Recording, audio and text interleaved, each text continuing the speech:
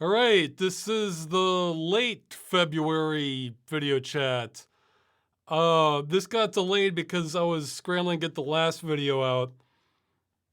Uh, just really quick, it's about this kind of campaign I'm doing on the side here, though it's kind of taking up a lot of my time, to use the shutdown of the crew as a means to try to stop, to get courts to examine the practice of just killing games entirely. Uh, no pressure to watch that, though. If you were gonna watch any of it, I timestamped it, and there's parts where I say like how you can help, and I have it just on one slide there. So if I was gonna suggest people watch any of it, that would be the part of it because it is long, a little bit on the dry side. But uh, okay, let's see. So I was saying I should get water. Well, I had water before I started. Yeah, my plans were. I'm just going by the questions that were submitted before the video, but my timing hasn't been perfect on this. But my general plans were to just go through regular questions. Most of them aren't about this side campaign. Though if people have a live question and I notice it in the chat, I'll try to address that if I see it. But so this isn't really gonna pertain to what I was doing, I don't think. It's all in that last video, which I wanted to get out first, so I wouldn't have to repeat everything in this video because, I have 40 minutes of just talking about that situation. So, yeah, and since then I was expecting to get less views and response than the earlier one. No, I've gotten about I haven't even looked through most of them at the time of this. One day later, I've gotten about 110 emails, maybe 120, something like that. So I have a lot to go through. I might have to see if I can get more help just organizing everything. But do you assume Half-Life Alyx is Half-Life 3? Well, no, it's a prequel, isn't it? So no, it's a prequel. It'd be Half-Life 1.5. You know. Let's see. I mean, I haven't played it, but I mean, I watched the trailer for it. So. Okay, so I'll go to the. Yeah, so if you have questions about the crew situation, the fighting game shutdown stuff that I haven't answered, I'll try to answer that in real time if I notice. Otherwise, I'm just going to go through the questions. Let's see. Okay, yeah, the top one is your Punk Approved Award is one of my favorites, having both philosophical and visual requirements for it. So what other games would you award it to? Not a lot. I mean, I was thinking. Actually, I misread the question, and at first I thought it was like, what are other punk games? But that's pretty close. Ones that really have a punk atmosphere. One of the earliest ones I can think of, I can't remember if I played it or I just saw it, was Skate or Die, where in it you have this kind of Rodney Dangerfield image, except he has like a full punk mohawk on it, and yeah, he has like a tattoo, and I think he's like runs the shop for your skateboard or something. That gave me that kind of vibe. I'm sure there's a bunch I'm missing, but I wrote down some of them. More recent one that I played that I definitely endorsed the game, Hunt Down. There are a lot of punks in that game. Like it's no shortage of that. Yeah, you have like your kind of 80s style punk, but you also have a bunch of hockey punks too. And I think there were. I'm trying to remember if there was another subgroup or the rest were just samurai and ninjas. But it's a fun game. It's more like that's Hunt Down is an absolute AAA game experience from the 90s. Is the way I would describe it. If you wanted like game of the year for Super Nintendo, except with a little anachronism in it, that's Hunt Down. They're curious why you're waiting. Okay, yeah, this is a good question to answer. I'm curious why you're waiting until April to take action, besides planning and researching. You're going after future crimes didn't seem to elaborate much to me. Okay, well, this is more like odds of success thing. Um, let's see. What if the pressure you could create might stop Ubisoft from shutting down the servers before they can actually do so? Okay, first off, I don't think that'll happen. But second, that's just one game. See, what some people are missing is, yes, The Crew is a game I care about a lot and I really like it, but I see Ubisoft is kind of making up their mind on this. This is bigger than The Crew. You know, even if we're successful, The Crew may still not come back. But the thing is, once we have a precedent for this and they get fined, or else courts rule, you know, months or maybe a year or two down the line that no, you can't do this in this country. Well, then that has a shockwave effect against the entire industry, because then they realize, oh wow, now we can't sell our game in this country unless we have an end of life plan when we shut it down. So this could really save just almost all games. Not everything. There's a few, like, well, I mean, it all depends on the court, but let's say it's only for like ones you buy and then they shut it down. Well, I think that's the majority, because for subscription games, which you never really buy at any point, yeah, I don't like seeing those shut down either. But how many games is that now? Like 5? I mean, maybe a few more, but I mean, what? There's Final Fantasy 11 and 14, EVE Online, World of Warcraft. I think I heard about some other space game that was doing it. Point is, there's not many left. Most of the games that used to do that switched to a free-to-play model. Now, it's possible we might have to do this all over again for free-to-play games, in which case we would have to wait for a big shutdown on that. But I hope not. I hope we can get it in one swoop. But because free-to-play is a different model, that you'd have to make the argument that by denying access to the microtransaction you paid for, you know, it's fraudulent or misleading, because when they shut the game down, you can't access what you paid for, you know. But the other thing is, you know, I was talking about odds. Okay, what do you think the cops would respond to more? Somebody saying, hey, I'm going to break into your house in 2 weeks, like at this time, like, yeah, get ready. Or your house has been broken into and robbed. The cops are going to take the second one a lot more seriously.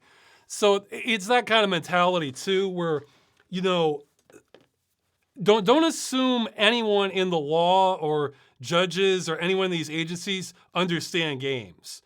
You know, so they're saying, like, what? They're going to shut it down, but it hasn't happened yet? What's going on?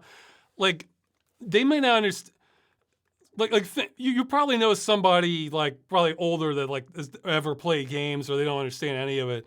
You should assume that person is in charge of the law or the ruling on this, or like what's fair, that sort of thing. Yeah. So, you know, if they shut it down, no one can ever run this again. Like, yeah. Oh, I forgot. I just now realized I forgot to include that in the follow-up. I found a better link that showed, yeah, that 21 million figure, that might have included players from The Crew too. But I found another figure that showed at one point The Crew had at least up to 12 million players. I can maybe make a note to include that in the description. So that's 12 million people who bought this that can never use it again. Like, so I think our odds of success are a lot better in April. And plus, in some countries, maybe you can't take action until they shut it down because a lot of these laws aren't prepared for this kind of situation. Maybe almost all of them. They're prepared for, like, goods you buy from a store. And, you know, if you buy something like a shovel, I mean, if it goes bad, it goes bad, you know, but it's on its own. But, you know, the company doesn't come there and ruin it. You know, that's not something that normally happens. So this is a little Wild West for this. In some of these countries, it's a case of the law needing to catch up to the digital reality. So, whereas, you know, once it's shut down, then, you know, game on, because you're deprived of your product. However, you can do that stuff about contacting Ubisoft before then. Like, yeah, that's the other point I would emphasize. So send a message, log in, I guess, to Ubisoft, or maybe there's another way to contact them. Send a message to tech support or general information saying, hey, you want to run this after March. And then when they don't respond or say you can't, okay, there's your evidence. You tried to negotiate with the seller, which a lot of these agencies want that. Because again, I think a lot of them are prepared for like small stores, like say there was a hardware store you're having problems with, like you think they ripped you off or something. Not multinational corporations that are doing things the law never accounted for with, the products. So yeah. Yeah, actually, somebody feel free to fact check me in the last video where I said that I think, where I said I'm not sure if you even had non-subscription online-only games prior to 1999, because the court case was in 96, but the ruling was in 99. I mean, the earliest ones I can think of, I mean, I guess, well, I'm not sure much of the history on RuneScape, but I think that one might have been free to play, but with like bonus account features, or maybe not. One I know for sure of is Guild Wars, but I think that was 2005. So I'm curious, what was the first non-subscription game? In other words, you bought it and that's it. Like the game's now yours, except it has an online-only requirement. Okay, somebody's saying The Realm. I don't know the details of The Realm. But yeah, let's see. So he's asking if I think the Adventures of Willie Beamish should make for a good game dungeon. Maybe. I remember it being kind of mediocre. I mean, it was all right, but RuneScape was free to play, but also had membership. Okay, yeah, and was the membership month subscription based? Like you only get membership for like 30 days, not a like permanent account change. But yeah, I guess there's a distinction. What was the first free one, and then what was the first like normal purchase? So Guild Wars is the earliest one I know of, but there could definitely be earlier ones. And I think Guild Wars was 2005, I think. So yeah, it's well, we'll see. But hopefully that answers your question. No, that is a good question. Why am I waiting till April? It's because in April, see, in some regions, you might be able to make the argument now. Others, you may not. In April, everything is open season for this. So, you lost your game. They took it away from you. So it's... okay, so yeah, I should finish answering the first question. Okay, some other games I had for Punk approved are... I've never played them, but it gave me that vibe, and I think that was always kind of what they were lore-wise, is Shadowrun. There's a few Shadowrun games that those might fulfill our Punk requirement. Actually, I just remembered, if you want to go with Cyberpunk, yeah, because Cyberpunk gets thrown around a lot, but there's Cyberpunk that's also very Punk. I was getting that vibe from the game Satellite Rain. I still need to play it, but the game Cyber Taxi is a spiritual successor to Quarantine, so I imagine that has some Punk stuff, but I haven't played it yet. What else did it put? Oh yeah, also a lot of the old beat 'em ups. Kind of, you would be beating up punks at most of them. Double Dragon, Final Fight, Streets of Rage, games like that. Those, you would have some punk. Oh man, oh yeah, wasn't it? Oh my god, oh yeah, it was Battletoads. Because I was thinking, wait a minute, wasn't there a game where like rats would show up with mohawks and sunglasses? Yeah, Battletoads had some of that. And oh yeah, I looked up some stuff to see if there were any other suggestions. Two that came up a lot on a quick search I did were Tony Hawk American Wasteland, which I can believe that, a skateboarding game.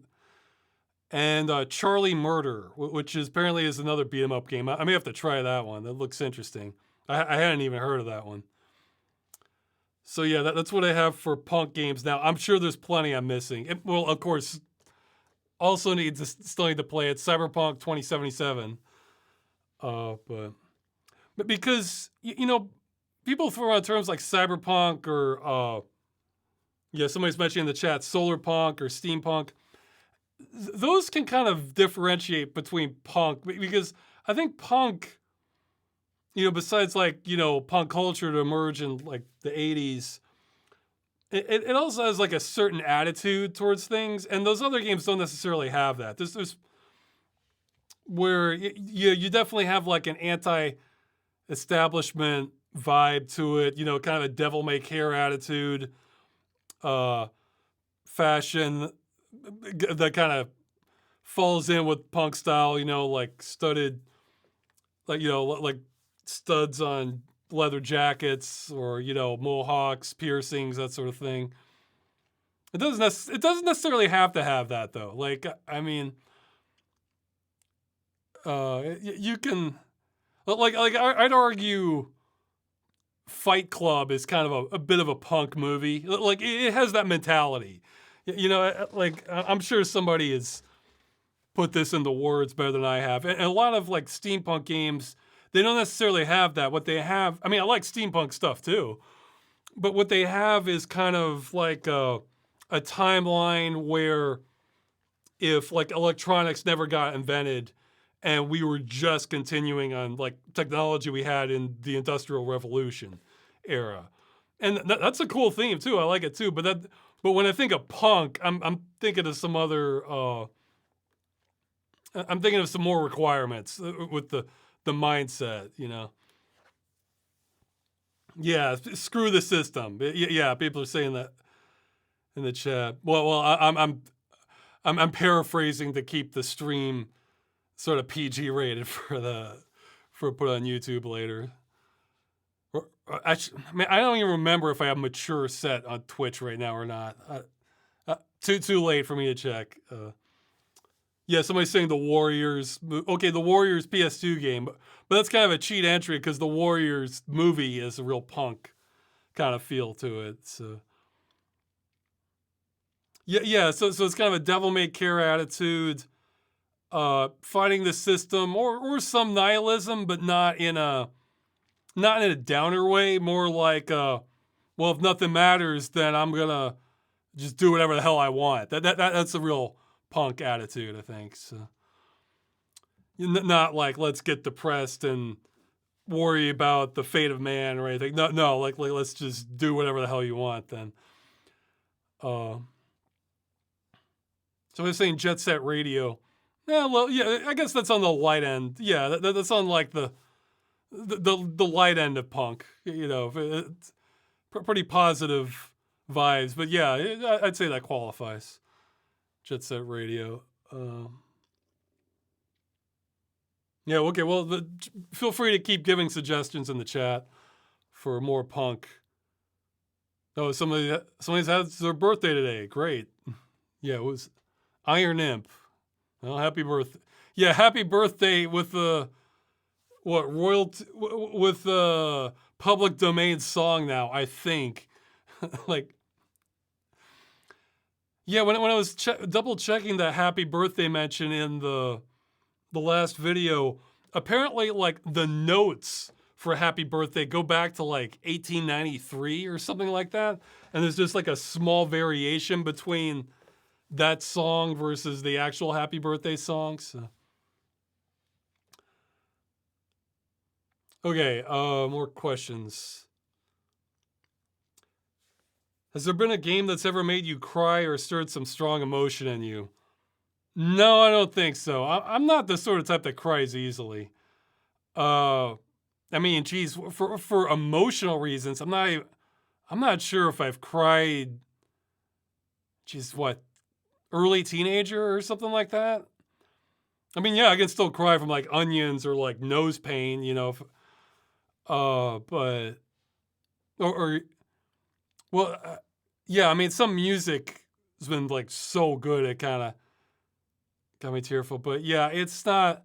And the thing is, with games, especially now, when I see them doing like something real, where they're trying to go for a tearjerker moment, it kind of something sort of it's like a circuit breaker in my brain where I might have been getting into it, but if they're like really trying to, you know, milk it, the pathos or the drama out of it, something in me turns on and wakes up and realizes, oh wait, this is just a game. Somebody wrote this. Like, you know, this isn't like a real kind of like actual tragedy. And so this was a conscious choice they're doing.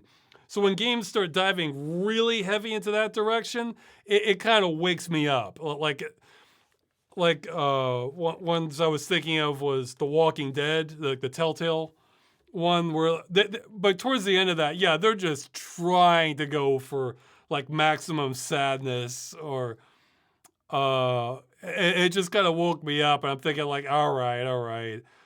I'm trying to think of some others where they have like super dramatic scenes and oh yeah, well, I mean, it wasn't super dramatic, but in Game Dungeon, what, A New Beginning, you know, they kill off the character, and I liked her. I was thinking, okay, yeah, thanks, guys. Yeah, you know, it's kind of just, yeah,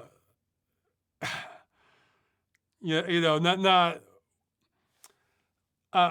what I was there for. Now that sort of stuff does work very effectively on my wife, but there's one, but she doesn't really like it when they do it. And I was thinking, there's actually one trope she really doesn't like, where it's what the noble sacrifice trope, where you know some characters like, no, go on without me, you know, and they do something and then they die. Except sometimes, man, I should have tried to remember what I'm thinking of, but I've seen some movies or games be a little over eager on that, where you're thinking this character doesn't have to die, like, or it's like, or they can come back for them later, or something like that, you know.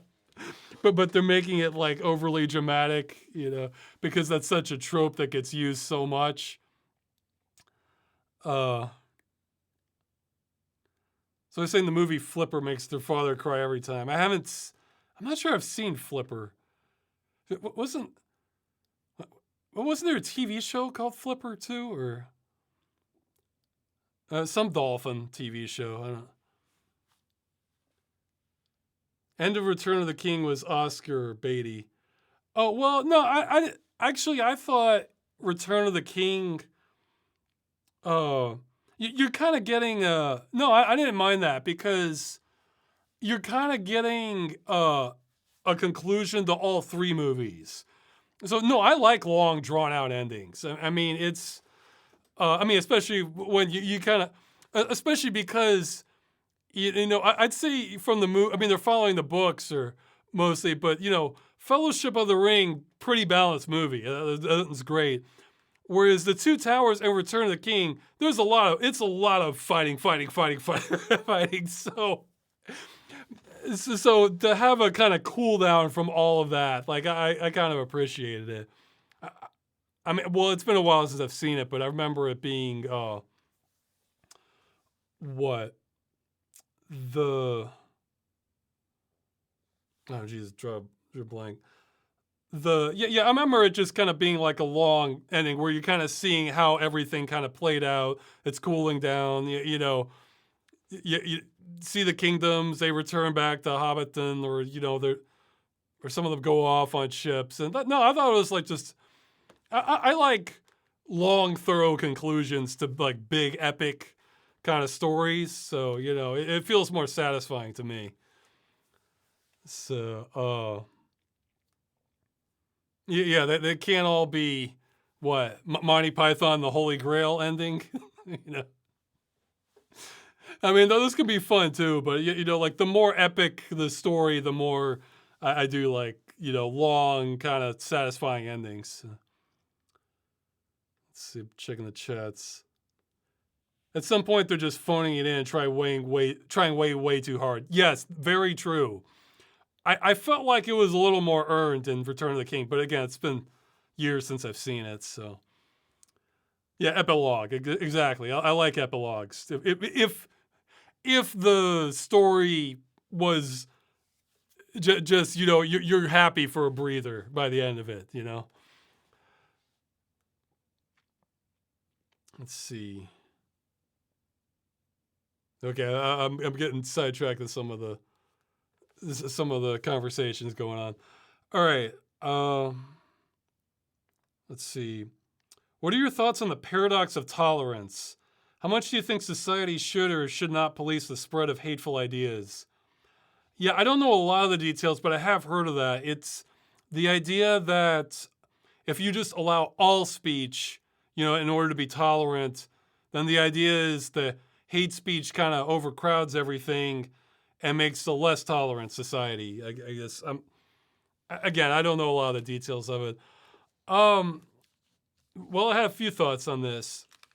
First off, this is one of those things I think is kind of tricky because, like, it's easy for it. Like, I almost see it like a spectrum where it's easy to kind of go in the opposite direction too much. Also, like, okay, well, one example I was thinking of was like, just to give you a hypothetical example, pseudo hypothetical, is like I mentioned before in these chats that I think we're overextended with the, with population. Where it's like, you know,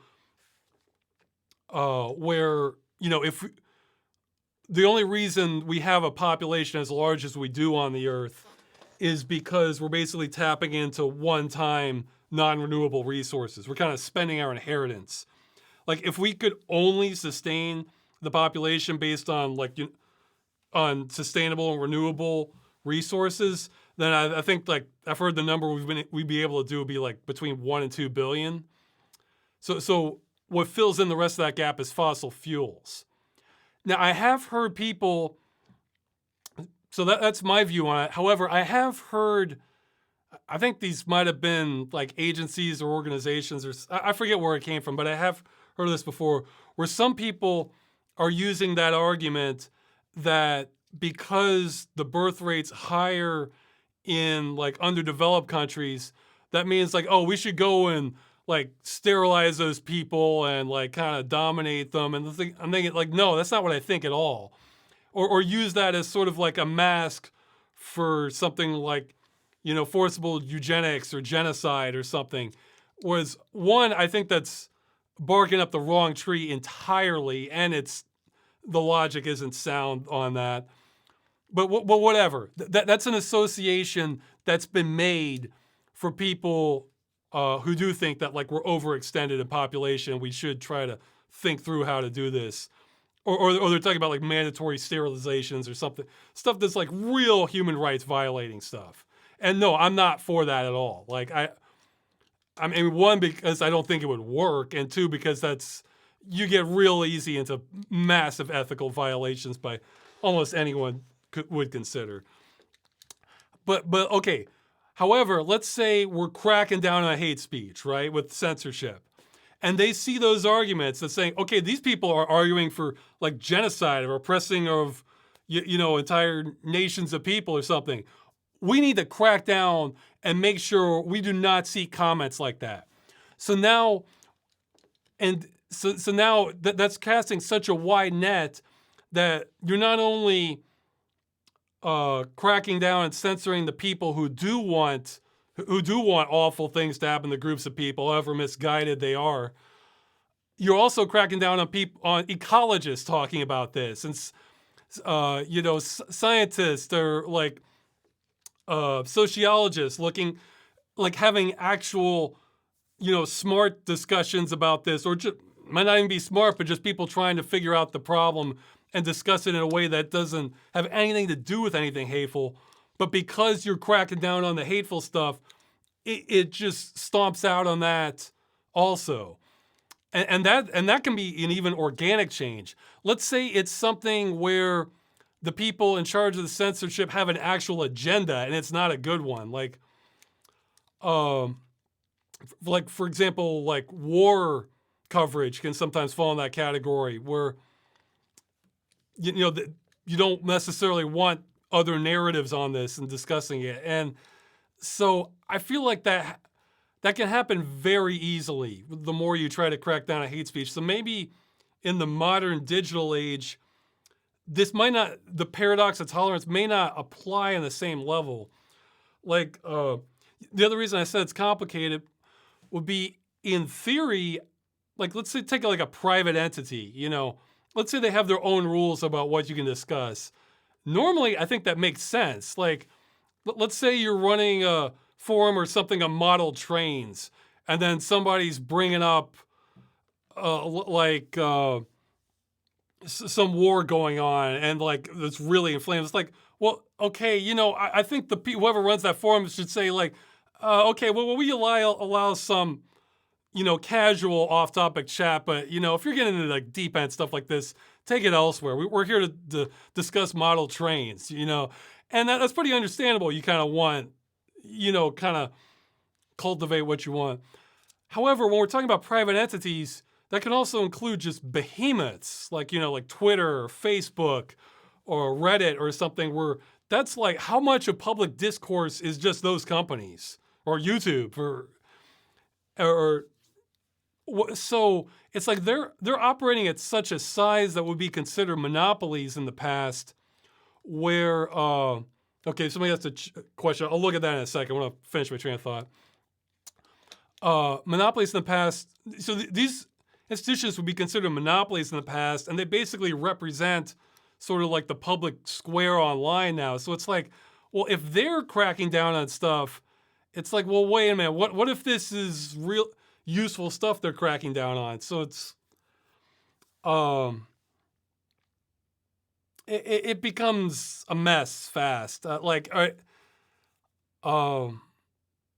Yeah, I'm hesitant to get into specific examples because that might get the video into trouble on some things. But well, that's why I was going with my population one, because I mean that is something I do think, but I have seen that view kind of distorted and turned into something else completely. So, and I can understand people wanting to crack down on that, but so that's where it gets complicated. And I think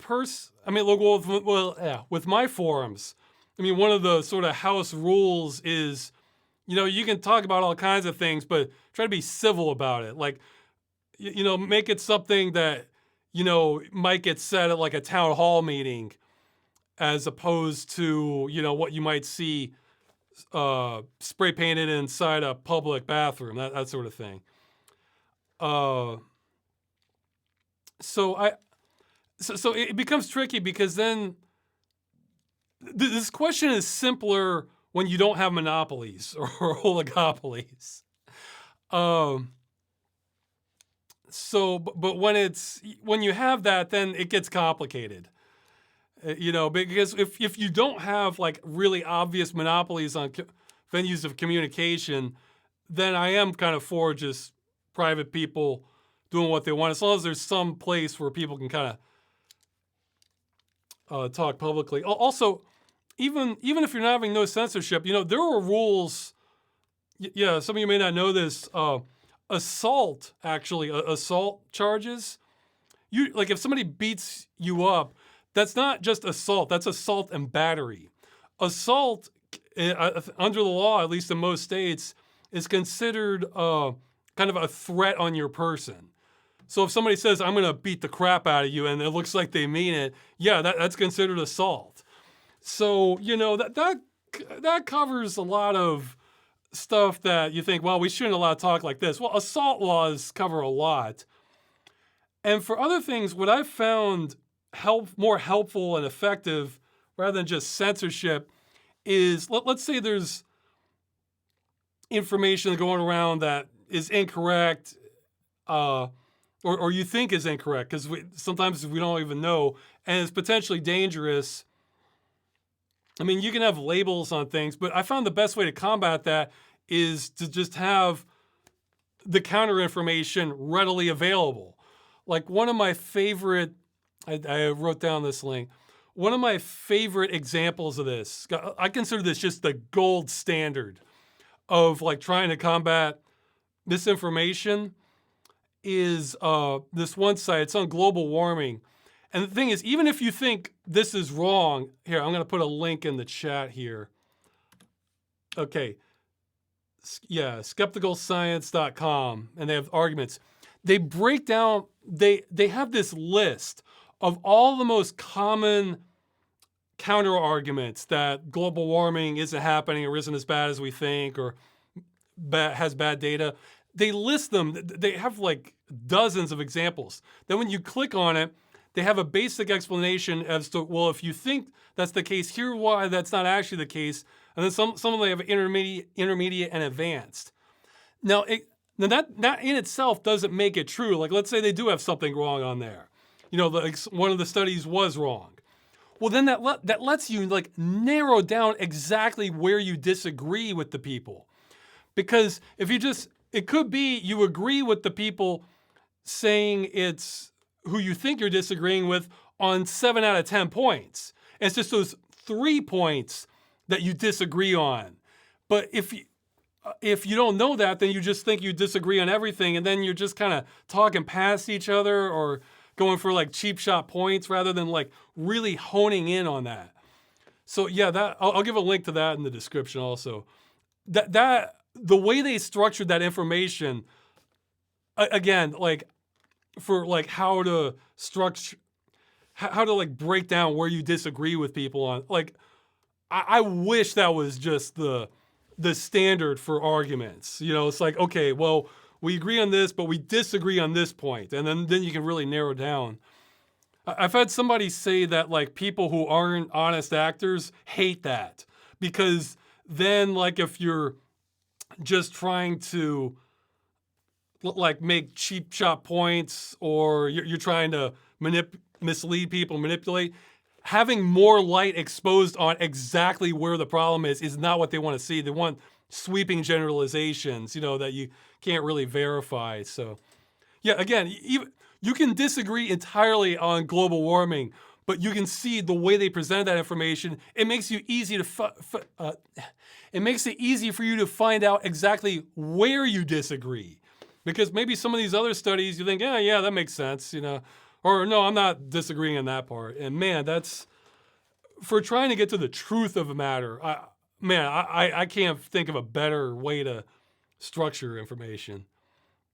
So yeah, I'd say it might be worth re-examining how applicable, well, again, I'm not an expert on the details on paradox of tolerance, but it might be interesting to see how applicable that is now when you have major corporations often working hand in hand with governments that kind of moderate the flow of some conversations, you know?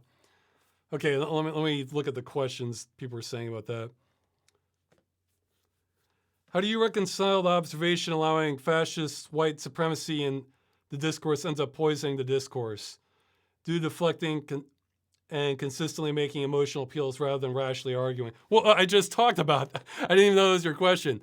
It's like, okay, because some things are just going to be pure value disagreements. And if you're going to, and again, going into that, I mean, it's, you know, you're kind of, it's the sort of thing where I think more voices help too, because, okay, let's say you have a white supremacist and they're making these arguments. Well, if they're in a room full where white people are only like, you know, 30% of who's talking, that's not going to land so much. And then if there are people who are like I think exposing more light on it. So, okay, let's say somebody sees some video on white supremacy and they think like, oh, this is pretty convincing. Well, if you are kind of exposing like the other counter arguments to that, then you see another video by somebody else who's deconstructing every point they made and talking about, no, this is really hateful. They're hearkening back to stuff from the past, and this is what happened when people tried to follow that argument, like the people getting lynched, that sort of thing. And then so if they see that, then they might think, oh, wow, maybe that does make so much sense. Maybe that guy is really off. Whereas if you just censor that, and then those same people find that information elsewhere, well, then there's no counter argument for it, because it's kind of, you've pushed it underground. So yeah, it's not an easy answer. It's not an easy. What I've found is for topics that kind of get buried or caught up in the net, I find it helpful to have more information on things, especially when it's structured well.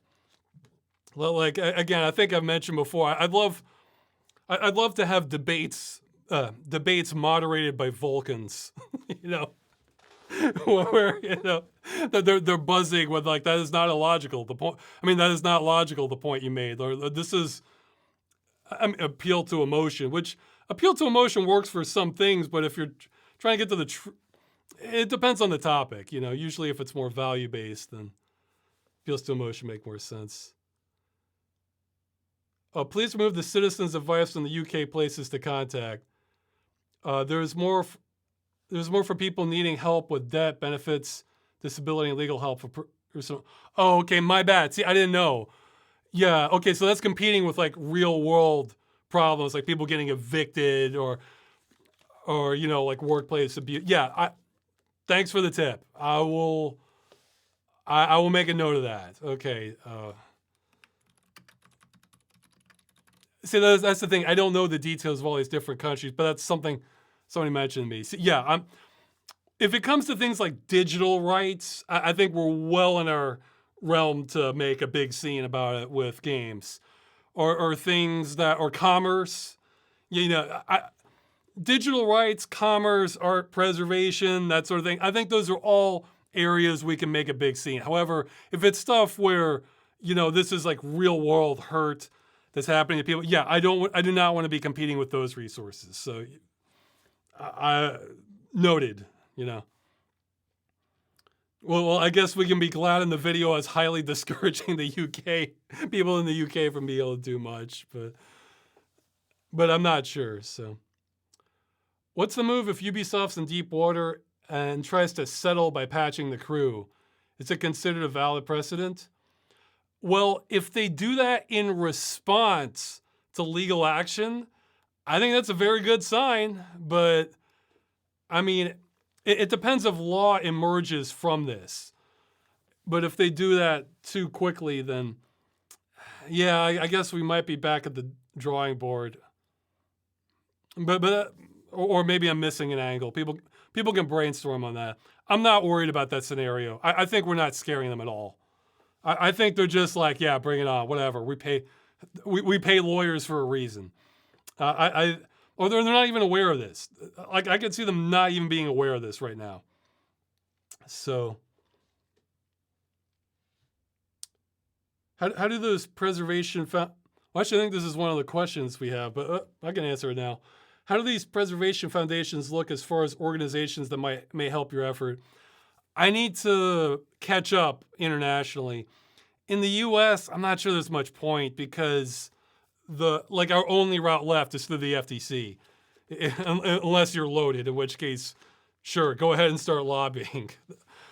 But yeah, I'll get to more of the preservation. I need to, if there are any laws on preservation, or if preservation groups have any sway in policymaking internationally, then sure, this is absolutely a preservation issue. This is, I'd argue I think it might be the only form of electronic media you can't preserve. Because video you can, music, books, you know, even streams. You can be recording this now if you want to. Maybe I'm missing one, but yeah, games are the only ones you can't preserve. So yeah, that's, or potentially can't preserve. You know, okay, so I should get to more questions.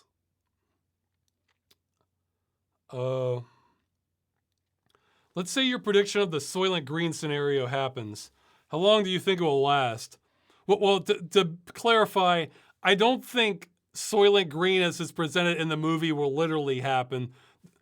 I don't think we're gonna have like, you know, food made out of people, that sort of thing. But the rest of it, I think, is I think we might have a lot of society could mirror a lot of what we see in that movie. With overpopulation, uh, laws kind of breaking down, things like a middle class person takes for granted, like going like a variety of food at the groceries that could become like a luxury item.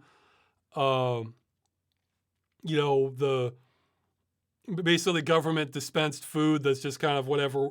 It probably would, I don't think we'd have Soylent Green. I think what we'd probably have would be algae for most of it, though. Yeah, I think I haven't looked into it. I think the World Economic Forum was talking about the possibility of insects as protein. Yeah, I'd say that's not. But like I'm not advocate. Yeah, to be really clear, I'm not advocating for that. I advocate for that over starvation. However, I think we could aim. I think we could aim even higher. But I don't want to have to eat bugs. Um, but I see that as within the realm of possibilities, where that's the only way you're getting animal-based protein. Uh, yeah, algae and bug. And okay, so how long would that last? I have no idea. I mean, I guess if it got really ugly and it triggered some sort of war and big population, it's not that I think this is desirable at all. It's more like historically, sometimes usually you get really big reforms after there's some awful tragedy where it just scars that generation mentally, that thinking like this can never happen again. So we need to have like really serious reform. Like it doesn't have to be war. War is a common accelerant in that. But I was thinking like after the Great Depression, we passed Glass-Steagall and had all these regulations on banks to prevent this from happening again. So I think if you had like a major tragedy coming from it, then it could be relatively short, like a couple decades. If it's the sort of thing where society is kind of limping along, but we're not having like entire collapse, it's just kind of miserable, I could go centuries potentially. Maybe. I don't know. It's with environmental collapse, there's a lot of unknowns for me. There's two unknowns. When I say there's a lot of unknowns, there's unknown in the sense that nobody can predict the future with certainty on most things. But there's also the unknown where I am not an expert. I am not an ecology expert.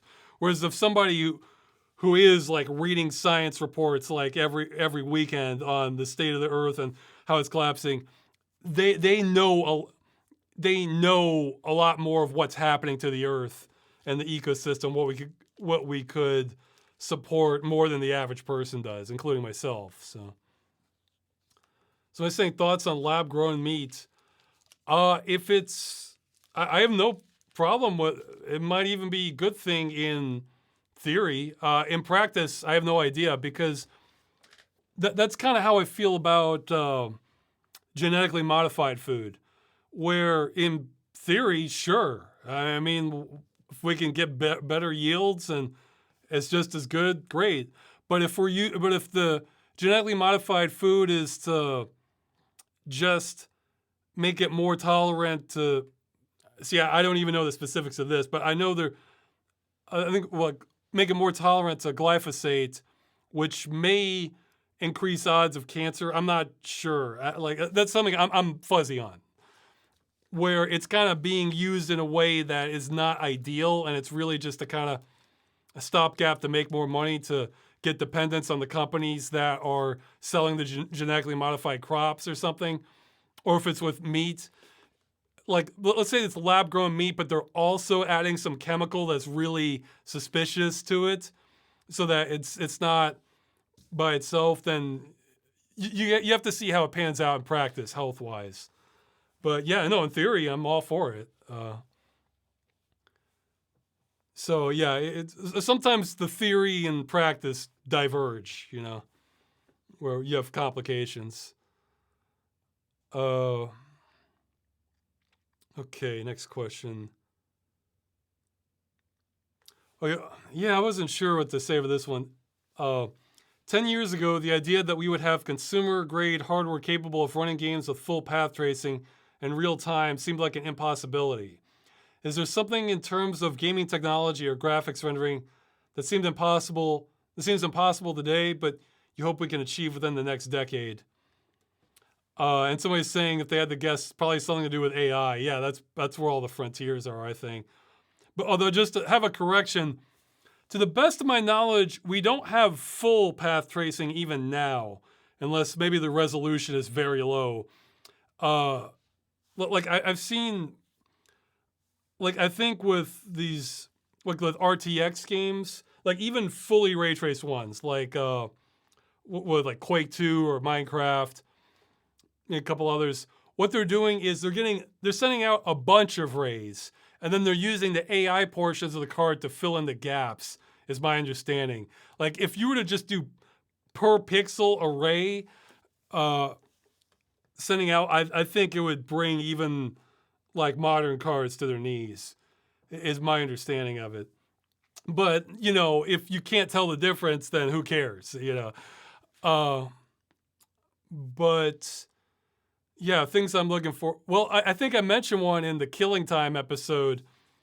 I know I saw that when somebody was talking about like the advent of the PlayStation 3, where, we will finally have, games where the bodies don't disappear, and you do that. You do have that with some games, like if there's only, like if it's like a really tactical sim, maybe some, I have no idea, but maybe with a game like Arma, where you're not just going in like it's some action movie and just spraying guys every 10 seconds, where like if you're shooting the enemy, there's a whole lot behind that. So there's not a whole lot of enemies because you have to think extremely tactically. Well, if you're only going to have like 12 or 15 bodies, yeah, you can get away with that. Or, well, actually, you can get away with more of that now. But I would like games where all of your destruction is preserved. So, all of your decals, all the bodies, all the scorch marks or deformations of the terrain. Oh, yeah, that's another one that we sort of flirted with, especially with the Red Faction series. But have you know how many games do you have an explosive, and all that means is it's destroying any of the enemies or any destructible objects in there, but it's doing nothing to distort the terrain. Like, if you launch a grenade in just a regular wooden hallway, that's gonna tear apart, like, boards, yeah, tear a hole through the wall, have scorch marks, splinters of wood everywhere. So yeah, we have not reached the peak of destruction in games by a long shot. I mean, we have very satisfying destruction effects, but there's always more we can do. Uh, yeah, and with AI, just there's a whole frontier of things where AI could fill in the. Well, I mentioned the dream software, but AI, like if you have like an open world game, AI can add more to your world, or for NPCs in games where if you want more dialogue that sounds pretty decent to get more immersed, the AI could generate that. Or I'm sure there's things I haven't, or yeah, more intelligent enemies, like ones that, feels like it's another person, or not even enemies so much, more realistic ones, because uh, like I like the idea of in a first person shooter. I bet a few games have done this, but not many. Where you're like, I'd love to see things more believable. Where there's a couple guys, once they see you take out like 10 guys, they just run and they don't come back. I mean, it's like, screw this. I'm just a mercenary. It's not worth this paycheck. Isn't worth dying over. And they just leave.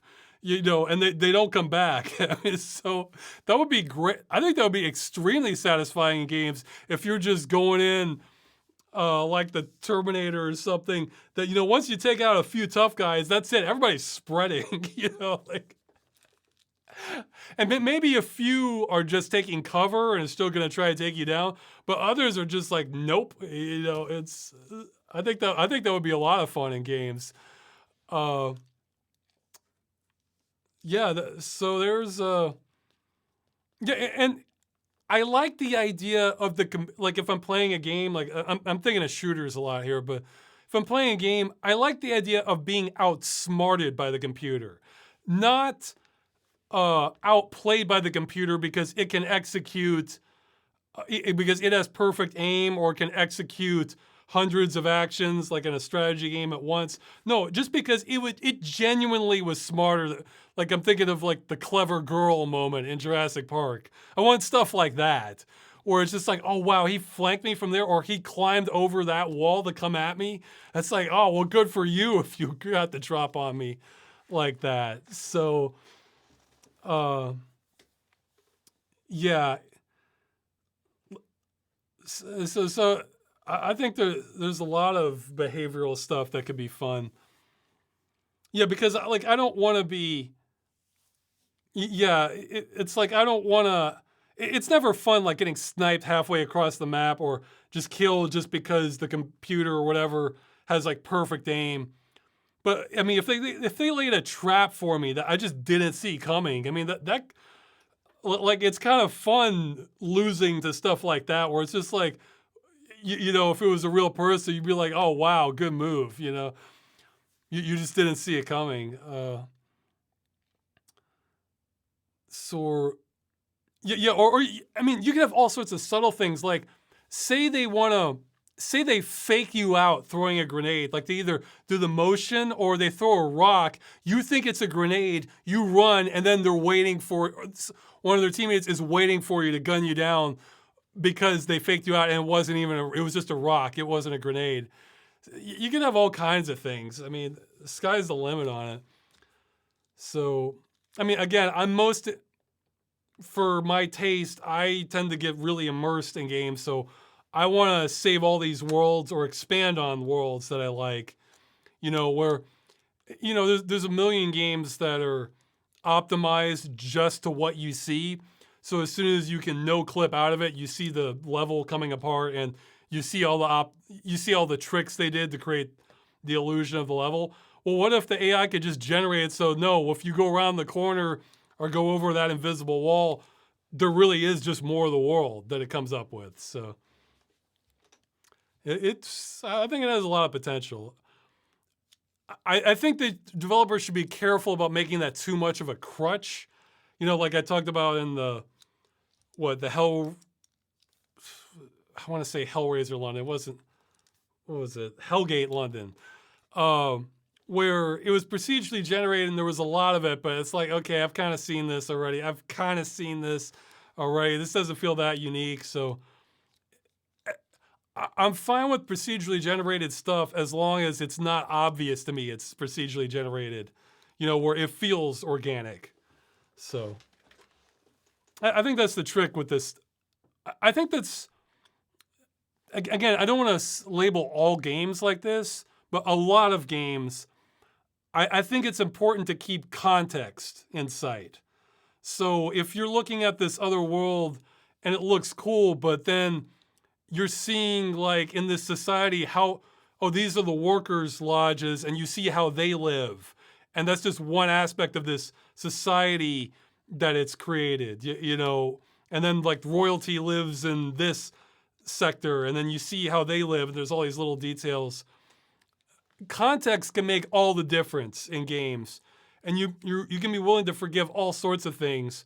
Whereas if it's a AAA high budget production, but I'm not really feeling it for any of the characters or the plot and the gameplay is just so, those can be less boring to me than an indie game that has low quality assets, but they're going all in and trying to draw me into this world. And you mostly do that through, well, you do that through a lot of things, but one of the big things you can do that through is writing. So, yeah, it's like AI doesn't necessarily solve that. But again, there's all kinds of different games too. I mean, if it's a racing game, I just want new exotic environments and yeah, I can maybe do more with that. Okay, I should move on to more questions. Wait, let's see, somebody. Okay, yeah, I already saw that. Have you found any more games that scratch the Dungeon Siege itch? Not really. I mean, a bunch of people have recommended Kenshi to me, though I haven't been that interested in the setting, but maybe I'll try it eventually. I mean, like, I'm trying to think, what are real-time action RPGs that let you control like a whole squad of characters? I'm drawing, yeah, list it in the chat if you know of any. It could be I missed it, but yeah, that it's surprising to me that that's it caught on more because okay, somebody's saying Throne of Darkness. That was pretty old, isn't it? I'm I'm I might be mixing up games a little bit though. Is Throne of Darkness the one on the cover where it has this one guy with like a giant Chris sword and the other guy with a gigantic hammer?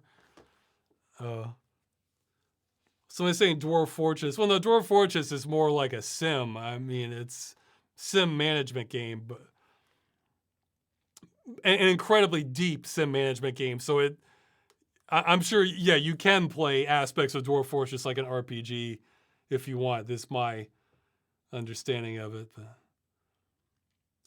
Oh yeah, this one was hard. If you were the participant of some sort of death race, think Twisted Metal meets Speed Racer, or just the movie the Death Race 2000, which went through every state in America, what sort of car would you use? And they're not thinking specific brands or models, more so the type. A big bulky truck, a motorbike, sports car, whichever. Like what sort of gadgets and weapons would you equip it with? Well, that's a really hard question because that all kind of depends on like what your opponents have and what's allowed. I mean, because if you like, let's say you have like a real armored truck, but your opponents are allowed missiles. Well, that could just even blow apart that. I mean, yeah, I guess like a missile resistant kind of van or truck or SUV or something, because you know if your opponents can fire missiles at you, and it depends how effective the missiles are. Like, let's say it'll just take out any vehicle. Well, in that case, I'd probably want like the fastest. Well, no, I had two thoughts on that. I might even want just the fastest, but maybe just probably like a motorcycle or something to maneuver and get out of the way so I could just leave the guys with missiles in the dust. But on the other hand, it kind of depends on the competition too, because do you still get a prize for like say third place? In which case, maybe everybody's gunning for the first guy, you know, whoever's in number one, and you don't want to be in number one. You want to be the survivor who can maybe win something, or can pull ahead at the last minute or something like that. So in which case, you want to be like a little unassuming. You know, you don't want to be the guy everybody's gunning for. What was I thinking? I had a thought, but I lost it. Yeah, I don't know. It all depends on the competition. It'd be tricky. But, I mean, even in games, well, okay, like in games where you're not necessarily racing, it's just kind of like an open world driving thing. I mean, I don't know. I kind of like, I tend to like, well, with vehicles where in games when you are racing, I find I tend to value handling over most things because, you know, you can have a really high top speed, but if you have lots of curves, I'd rather have vehicles that can handle the curves better. You know, so even if I can't, even if the straightaway I'm losing ground, well, I can make it up elsewhere. And if I don't know what the track is going to be or the course, well, I kind of want, I kind of want a little bit of everything, you know, has some speed, but can do turns really well, has okay braking, rather than just trying to like max out a performance stat. So yeah, I tend to like vehicles that handle really well.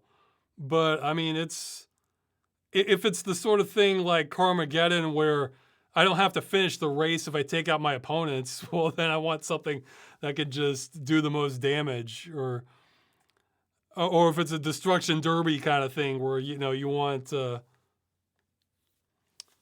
Yeah, I don't know. It's a hard question. It just depends on the context. And I realized I haven't seen the movie The Death Race, I think, since I was like a teenager. I remember it being not that great, but it had a good concept. And that's a movie worthy of a remake, The Death Race 2000. There's room for improvement on that. I think they had sort of a remake, not really though.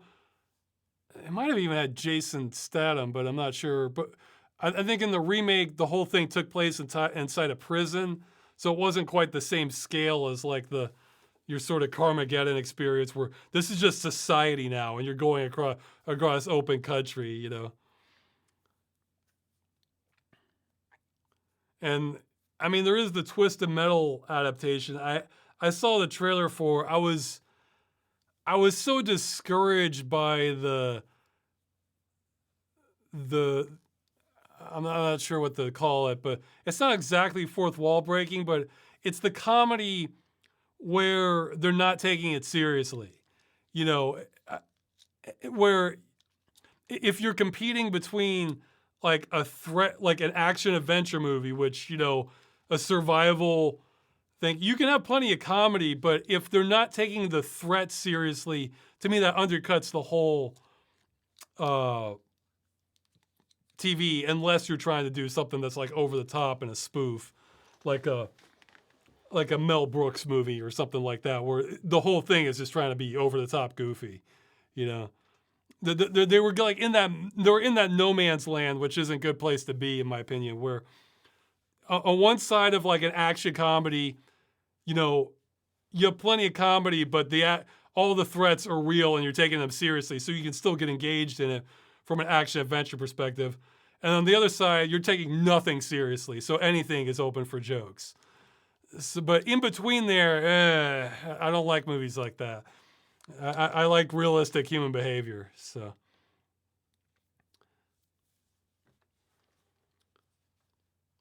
yeah, somebody's saying Joss Whedon-esque. I've only seen a little bit of Joss Whedon. I saw hey, I liked how he handled the Avengers, but he was good at riding the line in the Avengers, because you definitely have comic moments, but then you have scenes they're treating seriously. And when they're not treating it as seriously, it sort of works. I felt like in the Avengers, like like one of my favorite scenes was there was the puny god scene, and there was also a scene where you had the big action sequence, and Thor and the Hulk are panning, and the Hulk just punches Thor because he can. It had a lot of. I feel like the Avengers didn't deviate much from that. Like they kind of took the threat seriously, but since they are superheroes in the thick of things, it's a little bit lighter tone than if it was like a war movie or something. So there's room. It's not unheard of to like joke around in certain crisis situations. It's sort of like a quick tension relief thing. There's a subtlety to that, Well, actually, I was thinking I'm sure there's better examples. Okay, just because I'm thinking of it, like in Saving Private Ryan, like you have that quick scene where the guy, it's a sort of like subtle humor where the guy is like taking out his tin and filling it with dirt from France, because he has his collection. So that's kind of a eccentricity that he's doing that in the middle of a war zone, but that's something a person might do. It's like, well, I'm here. Don't know if I'm going to live through the day, but if I do, might as well complete my collection, Or what? They're having the kind of funny conversations in between the fighting, There's humor you can have in crisis situations to some degree. But you have to know what you're doing as a writer to have that, But let's see. Okay, so more questions. Well, okay, I guess to answer the last question, in Carmageddon, I remember liking vehicle. Yeah, if you're not having actual missiles, one of the vehicles I liked were ones that were basically like a giant ramming device that had like a drill on the end. So your whole purpose is just to like kind of drill into the enemy and just ram right into them to just totally screw up their vehicle. I enjoyed vehicles like that, where even if you're not the toughest or the fastest, it's like, oh God, I don't want to be, I want to get away from this guy, you know? Uh, I enjoy that in games where you may not be the best or the strongest or win, but you can absolutely take down people with you. and that can scare even good players. I'm a fan of that dynamic. So. How bad does a PC port of a game have to be before you... how bad does a PC port of a game you want it to do for Game Dungeon have to be before you decide to emulate the console version? I don't know if that's happened. I mean, it might have. I mean, usually, I think the main places that happens, it wasn't even the consoles, it was the arcade machines would be the best version of the game. Like, especially in like the 80s and early 90s. Where, yeah, you would have a PC port, you have a console port, but if you could play one version, the arcade one's going to be the best because they could throw what's essentially next-gen hardware specifically at that game. Yeah, again, I usually just try to gravitate towards the best version, but unless there's like an eccentricity of like the PC version that makes it more interesting to cover, you know. Yes. Oh, yeah, Martian Gothic got a portion of the PS game. Yeah, okay, you're right. When the game is literally unplayable on the PC version, that's for sure. Yeah, I had to basically duct tape Martian Gothic episode with the PlayStation footage just because the game was busted. I couldn't get past that. I was doing everything. But I mean, that occasionally happens. Like one game, I don't know if I'll do a game dungeon on it, but I'm interested in trying it out. Is I checked out what was it? Or I didn't say I checked out. I looked at a comparison video of Sonic Colors, where they compared the Wii to the newer remaster version. I'm looking at it and I'm thinking, the Wii version just, for my taste, looks better across the board. Because like in the newer version, the colors aren't as vibrant. They're like, they might have had some filtering or desaturating or something. And then they just went overboard with the bloom effect, which I don't like. Where I was thinking, yeah, the Wii version looks pretty tasteful. Like these are good colors. You can see everything. And I think like the newer version had like higher resolution textures. So I'm thinking, who cares if like the art direction is just better across the board than the original one? So yeah, if I get around to playing that, I think I'd want to play it the Wii copy or emulate it because, I mean, it just looks better. And also for a game like Sonic, that's a game I'm going to be relatively comfortable playing on a gamepad. Whereas a first-person shooter, oh man, like, I'm not playing on a gamepad unless I have no other choice because I'm just garbage at first-person shooters on gamepads. Like, I want the mouse aiming for that. But yeah, I think there were, like, I think like with Silent, God, I don't even know now with the re-releases, but I think I've heard the PlayStation 2 version of Silent Hill is the best one. However, I played the PC version and like I didn't know better, but it did look pretty good from what I remembered at the time. Though the PlayStation 2 version does have like better lighting effects, that sort of thing. I've heard, was it Need for Speed Hot Pursuit 2 had, okay, like the PC version is the best compared to, I think, the Xbox and the Wii or GameCube version, whichever it came out for. But then the PlayStation 2 port, they had a different studio and they just did their own thing. and apparently that version is superior gameplay wise.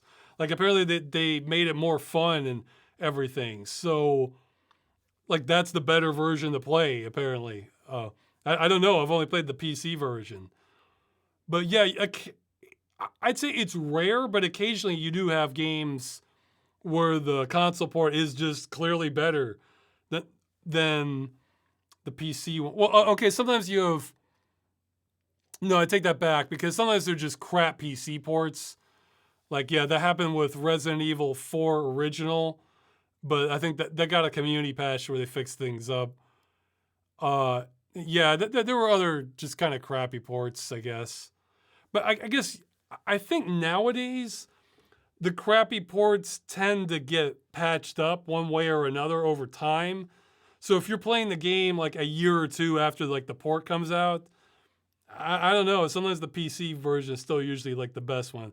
But no, I forgot. There are bad PC ports still. Like that's, um, but yeah, though I think those are getting better at being ironed out over time. But yeah, I guess I was thinking of examples where just let's say the PC port has no bugs. Okay, then there, it's rare that you have console games.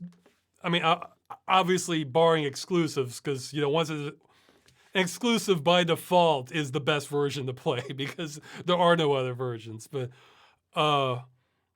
if there are no bugs, it's rare that you have cases where the console version is still the superior one. But it has happened a few times. Let's see.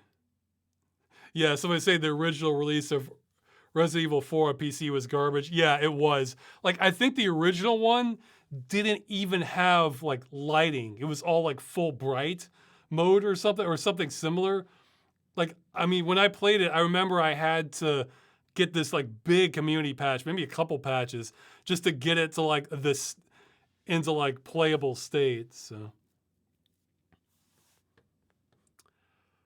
okay, so yeah, more questions, I guess. Uh,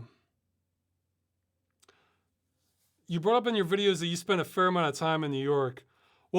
Yeah, and they're saying as New Yorkers, we love to hear people talk about our city. We'd like to know about your thoughts, experiences, positive or negative. Yeah, well, what happened was, uh, I think this was like in between. Like I think I got out of school, like out of college, or it's either high school or like early college, and like for the summer, and like I was like in between. I forget what was happening, but it was in between like having like a job or going back to school where I had a block of time. And technically, my cousin, though he's really more like an uncle, had a place in New York where I could stay for a little while. And I was basically like desperate to get away from my parents' house.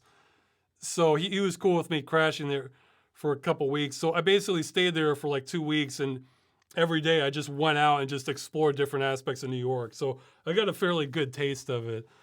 Yeah, I was gonna say I'm the youngest cousin on my dad's side, and I'm the oldest on my mother's side. So it's so when I talk about my cousin on my dad's side, it's really uncle because they've got like what 10, 15 years on me or something, or more. It's odd bloodlines, but so yeah, okay, some of the things I remember, yeah, positive and negative. Okay, well, positive, I really like, it's kind of cool.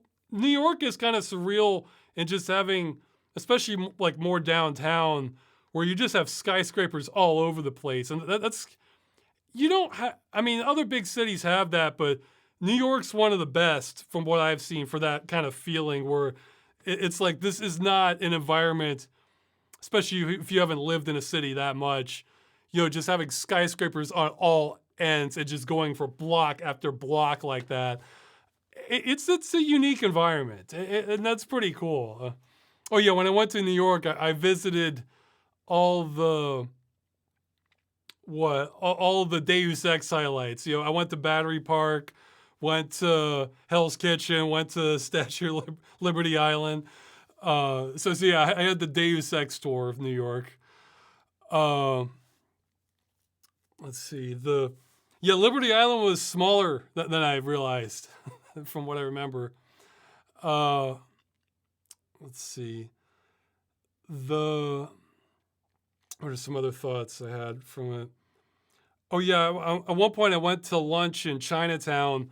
I just kind of picked a place to eat, and I remember thinking, like, I think I was probably the only non-Asian person in maybe multiple blocks at the time. So that was kind of interesting. That Chinatown, it really was its own district. That's kind of neat. Oh yeah, well, even in the restaurant, like I got the waiter, like he was struggling speaking English, so it was kind of more authentic like that. I got one moment I remember was I was riding the subway all the time, and I got on at night, and I walked on, and this kind of like real buff looking guy who's sitting there just kind of looks at me like this, like. He's making this face like what the hell is your problem? Like, I was thinking, oh boy, what's going on here? And then he just broke out laughing. And I was wearing this shirt at the time that said, "Do not arrest this person." And so he broke out laughing and said, I need to get one of those, So let's see.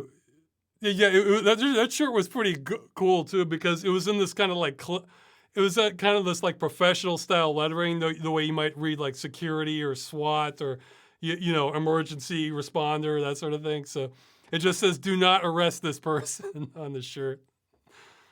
Let's see, but the thing is, he saw that and laughed. But the thing is, nobody else on the subway understood what was going on. So everybody else had these, like, I just kind of smiled once he saw the shirt. But everybody else on the subway is just kind of looking tense, like, oh God, what is going on here?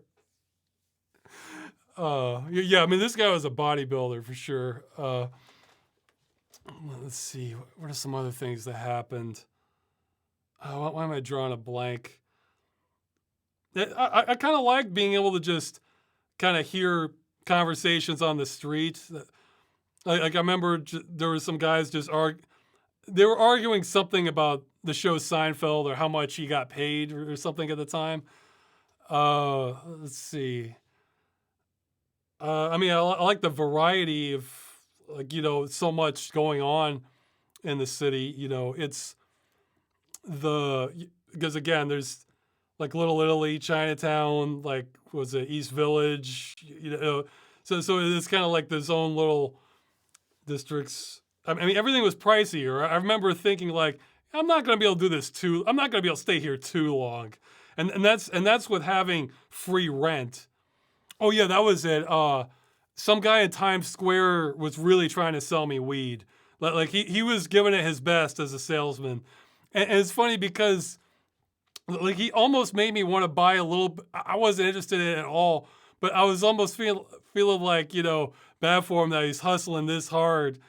But the thing is, before that, I also saw some cops kind of looking at me and him just like across the road. And I'm thinking like, this is stupid. Like trying to sell, like, I mean, unless they're known to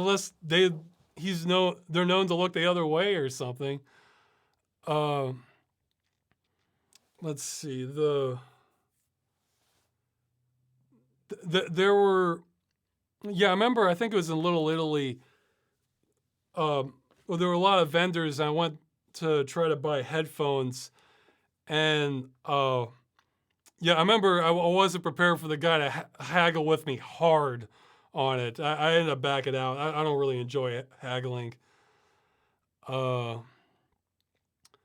But let's see, I'm trying to think of other things.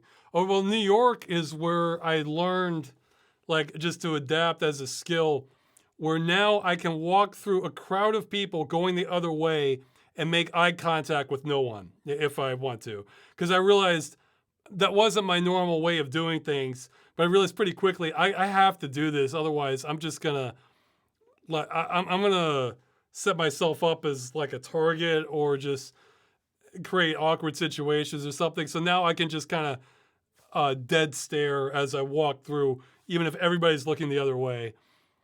Uh, let's see. What are some other things?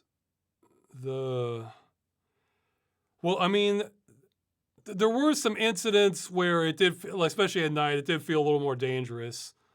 I mean, I don't really want to get into specifics of it, but that's a negative.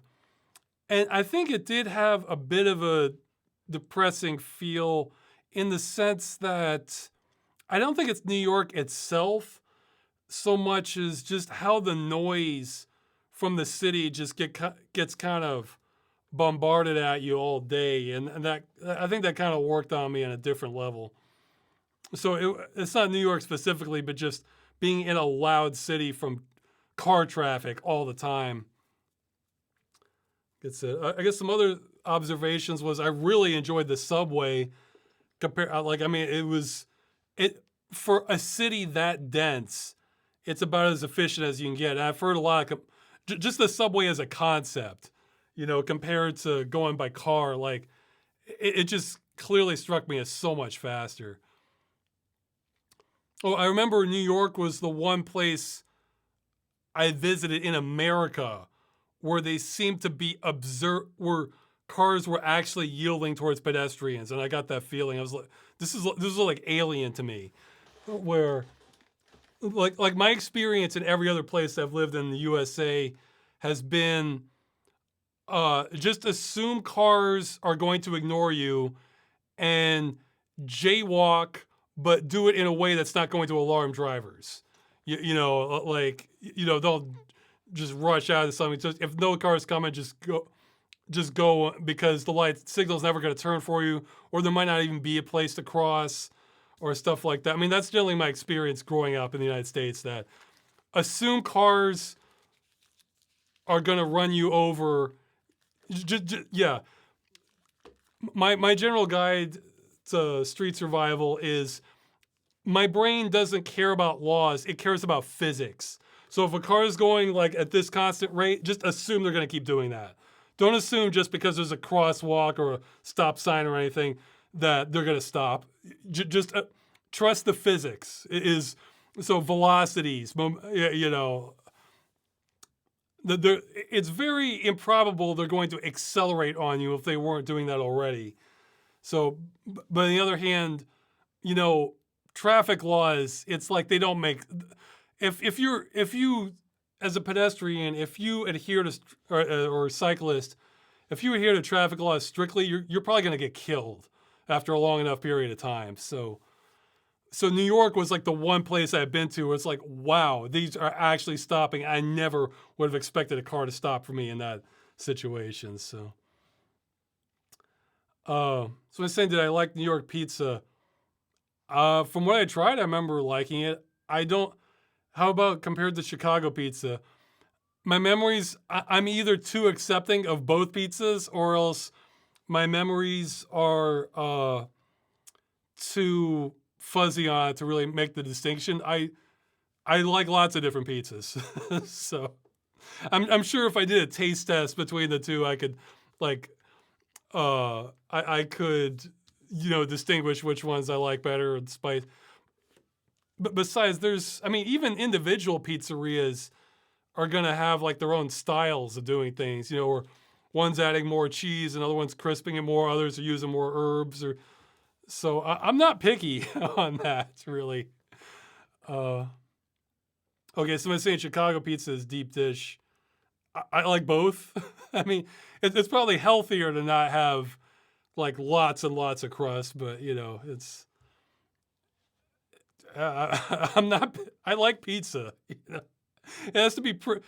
The pizza I don't like, or as if they have like ingredients I really don't like, because I've never had it, but I doubt I would like it, like anchovies or something, or what ones that are like really kind of synthetic, so you can almost taste like the chemicals they're using in it that, but you can tell this is kind of off. I mean, I like stuff cooked with olive oil or stuff, but yeah, I'm not enough of a connoisseur. It's just like, oh, pizza toppings, great, if they're fresh. And I mean, I'm sure they could come up with pizzas I don't like, but I mean, it's uh yeah. I mean, I guess if pizza's really soggy or has like way too much cheese, I don't like that. But yeah, I mean, I'm not enough of a connoisseur. I like many different pizzas. Let's see. Okay, so let's see. Was there anything else on New York? Yeah. Well, I saw one of was it Louis Rossman's videos where, especially some of his previous ones, he was talking about just how much of a nightmare it can be sometimes to live in New York. And he made one quote that really jumped out at me that I think probably still holds true today, where he says, what? Like he was getting this increasing feeling that if you're not a millionaire, you don't belong here. So I think I might have gotten the best possible experience because I was able to kind of stay there for 2 weeks rent free and just walk around everywhere. And even that was expensive for me. So, but yeah, New York's neat. I mean, I like the level of activity though. You know, you know what? I think in a lot of cities, I would not have a huge problem.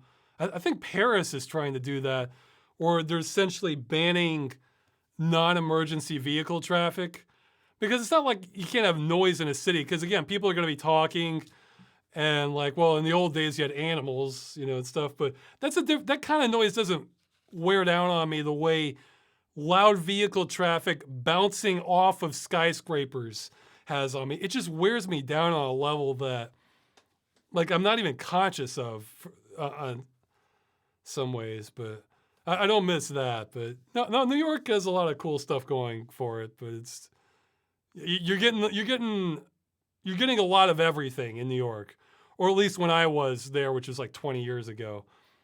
So it's, I mean, nowadays I've heard that like there's been a massive exodus out of New York since the pandemic because a lot of people realized they didn't have to stay there, or a lot of businesses shuttered, and a lot of other people realized, well, wait, if I can work remotely, what the hell am I paying these prices for?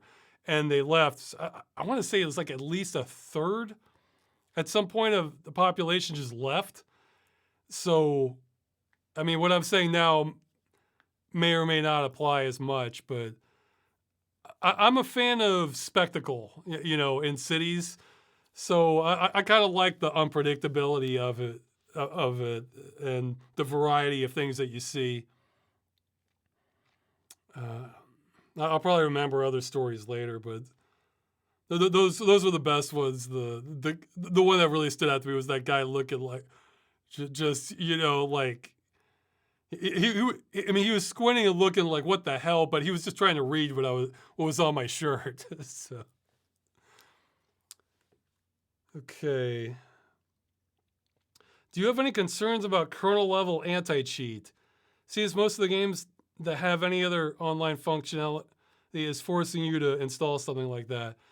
Yeah, I mean, you have to wonder if what they're doing to your system. I mean, it wasn't anti-cheat exactly, but I'm remembering, like, in some of the older days of DRM, I remember BioShock was one of them that had that, where somebody even made a meme where they had the BioShock letters, and yeah, you see the Big Daddy holding his fist up, and in the BioShock letters, it just says rootkit, because some of the copy protection got so invasive, and I imagine the anti-cheat stuff is similar, where I'm always wondering what that's doing to my system, where, hey, maybe they decided to throw in a keylogger in there, or maybe this is going to clamp some processes down so much that it's going to break some of my other programs or something, even when I'm out of the game. I don't know. I mean, I I can understand why they do it though. So I think as long as they're like upfront with it, it's not too big a deal. And if you're like really worried about it, you could even have like a secondary OS or something that you boot into for like, okay, this is just my online gaming machine where I'm gonna let the anti-cheat stuff do whatever it wants to do. Actually, speaking of anti-cheat, well, from the other direction, somebody was telling me recently the latest version of Cheat Engine is like kind of packing. It's not just adware. They had like actual viruses. Somebody was saying with it, where it was setting off virus scanners for good reason. And I was thinking, and even before that, I remember downloading it, and it was setting off my antivirus software. I'm thinking, no way. So what I ended up doing, but it was just the download. It was just like the first installer or the downloader, which was the only way to get it, I guess, unless you have Patreon. So what I did was I installed it on a virtual machine, or like the downloader got the core files or the installer or something, and then I pulled that out of the virtual machine and I scanned that, and that came up as clean. So I'm thinking, okay, so I have an older version of Cheat Engine on my machine that's kind of backed up that way, so I can kind of circumvent whatever potential virus or malware stuff they're packing it in with. But oh yes, somebody's saying Punkbuster is the most polite anti-cheat program because it keeps uninstalling itself. It's also the most frustrating because it keeps uninstalling itself. Programs that do that are kind of a pain for me because the way my firewall's set up, it automatically blocks everything unless I explicitly give it permission. So when software uninstalls itself and puts itself back, even if it's in the same directory, I think if the file size has changed or the checksum or something, that means it resets the rules, so I have to go back in and unblock it. And the absolute hell for this, I think Vorpex does do this or did do it, is when you have an installer that dumps itself, like, okay, so you double click on the installer and it's really a downloader. And the downloader installs itself into a temporary directory in Windows. Yeah, I think Oculus did this too with Facebook.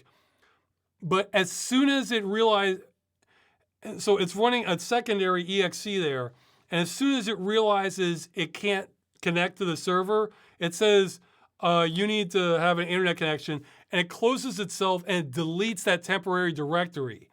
So even, and there's like an even extra layer of this for this, where even if you copy out the executable, then it won't even run from another directory because it's expecting some other process to go through. And I remember that being just absolute hell to like tell my firewall, just let this program through. Like, you know, but if it's coming in a different directory every time, I'm using Tiny Firewall, but maybe I need a better firewall where I could just tell it, okay, if the program is named this, just let all instances of it through. But I remember that was a real hassle when it dumps the installer to a directory, and then when it can't connect, instead of just letting you hit retry, it just deletes everything. And oh yeah, there was a version of Microsoft, was it Visual Basic that did that? I needed it as an installer for something. It was some sort of coding thing. It might have been Visual Basic. It might have been like Silverlight or something else. I forget, but I remember that was like a real hassle for it. That like it was almost like impossible for me to do it and lift my firewall. I mean, and not lift my firewall. And I didn't want to lift the firewall for other stuff. So I don't know. Yeah, please don't do that if you're a developer. Just give me a retry option, please. Because if it gets blocked, then I can go to the firewall, tell it, allow this, hit retry, I'm fine, you know, but. Let's see. Wasn't there an old lady who had a staring contest with your shirt? Yeah, but that was in Poland. That was in the Puzzle Agent episode. Yeah, that was on the bus in Poland. Okay. Let's see, more questions. Oh, okay. Sorry about this. They're saying in the GUI video, I mentioned that I have some software that allows you to shuffle your wallpaper on command. As far as I can tell, you don't see what this software is called anywhere in the video. Well, that was a plugin in Lightstep that I used. However, I have found another one, maybe I can, that was like a command line based thing, which is fine because I don't need to use the command line. I just need to set up a hotkey, use an auto hotkey to tell it to run it as a batch file.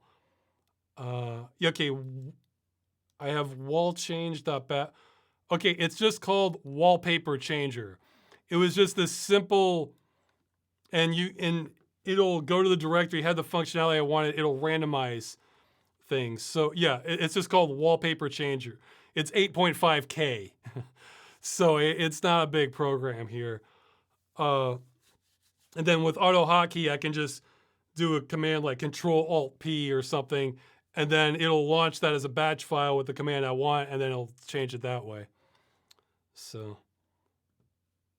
so yeah, that was, since I had to move away from Lightstep, that's what I use now. Oh, and they're saying, have I tried Wolfenstein: The New Order?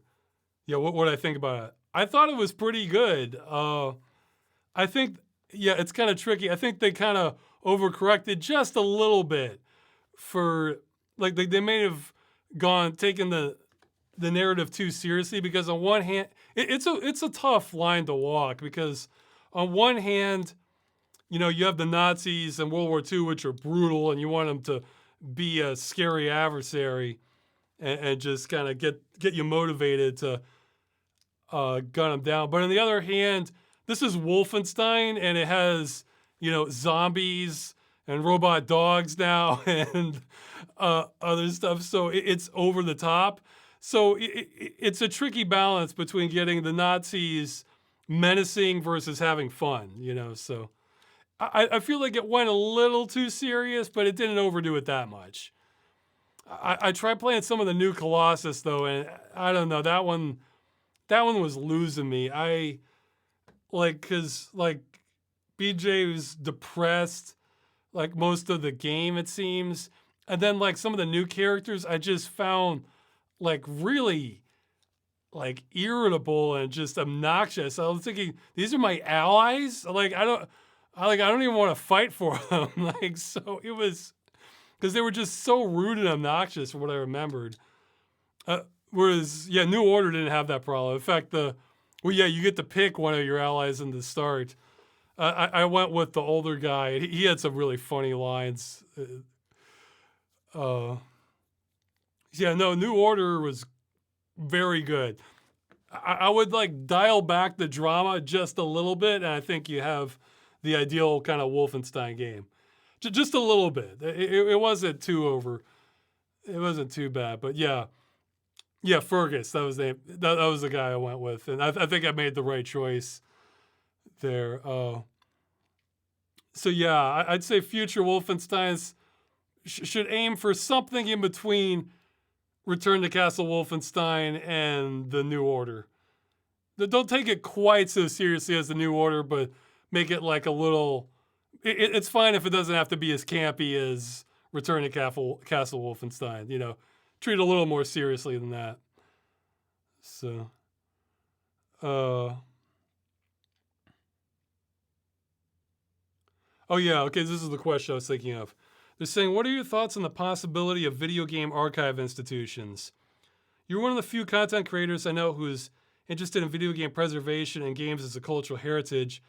Your work in Dead Game News is like, and the like, is very important for spreading awareness. Okay, they wrote a lot here. I'll try to sum it up. Okay, yeah, they're talking about films in 30s and 40s, and archivists kind of help save that. Well, do you think a similar thing could or should be done with video games? Institutions that take resources from government funds or private companies in order to do the heavy work of preserving video games as a cultural artifact. and permitting access to it. Well, it's a little different for video games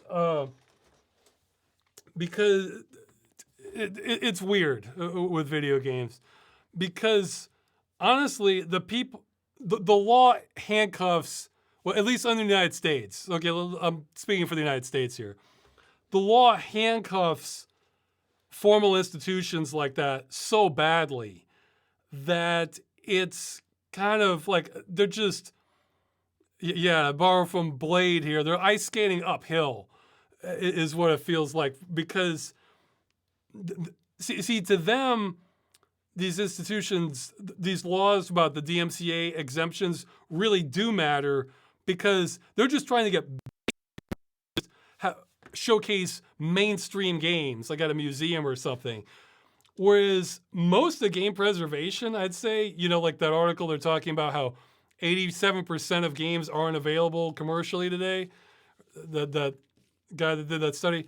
Well, the thing is, yeah, available commercially. Piracy has saved games on like just an unimaginable level. And so I'm less, see, the thing is, I'm not actually a diehard for us having to preserve every game out there. What I'm adamant about is not preventing people from preserving games. Because if somebody makes a crap game and nobody cares about it, and that gets lost to history, well, I mean, it's like I'm not losing sleep over that. But see, it's the good games I care about losing. And in order to get that, you need to have it basically encompass all games.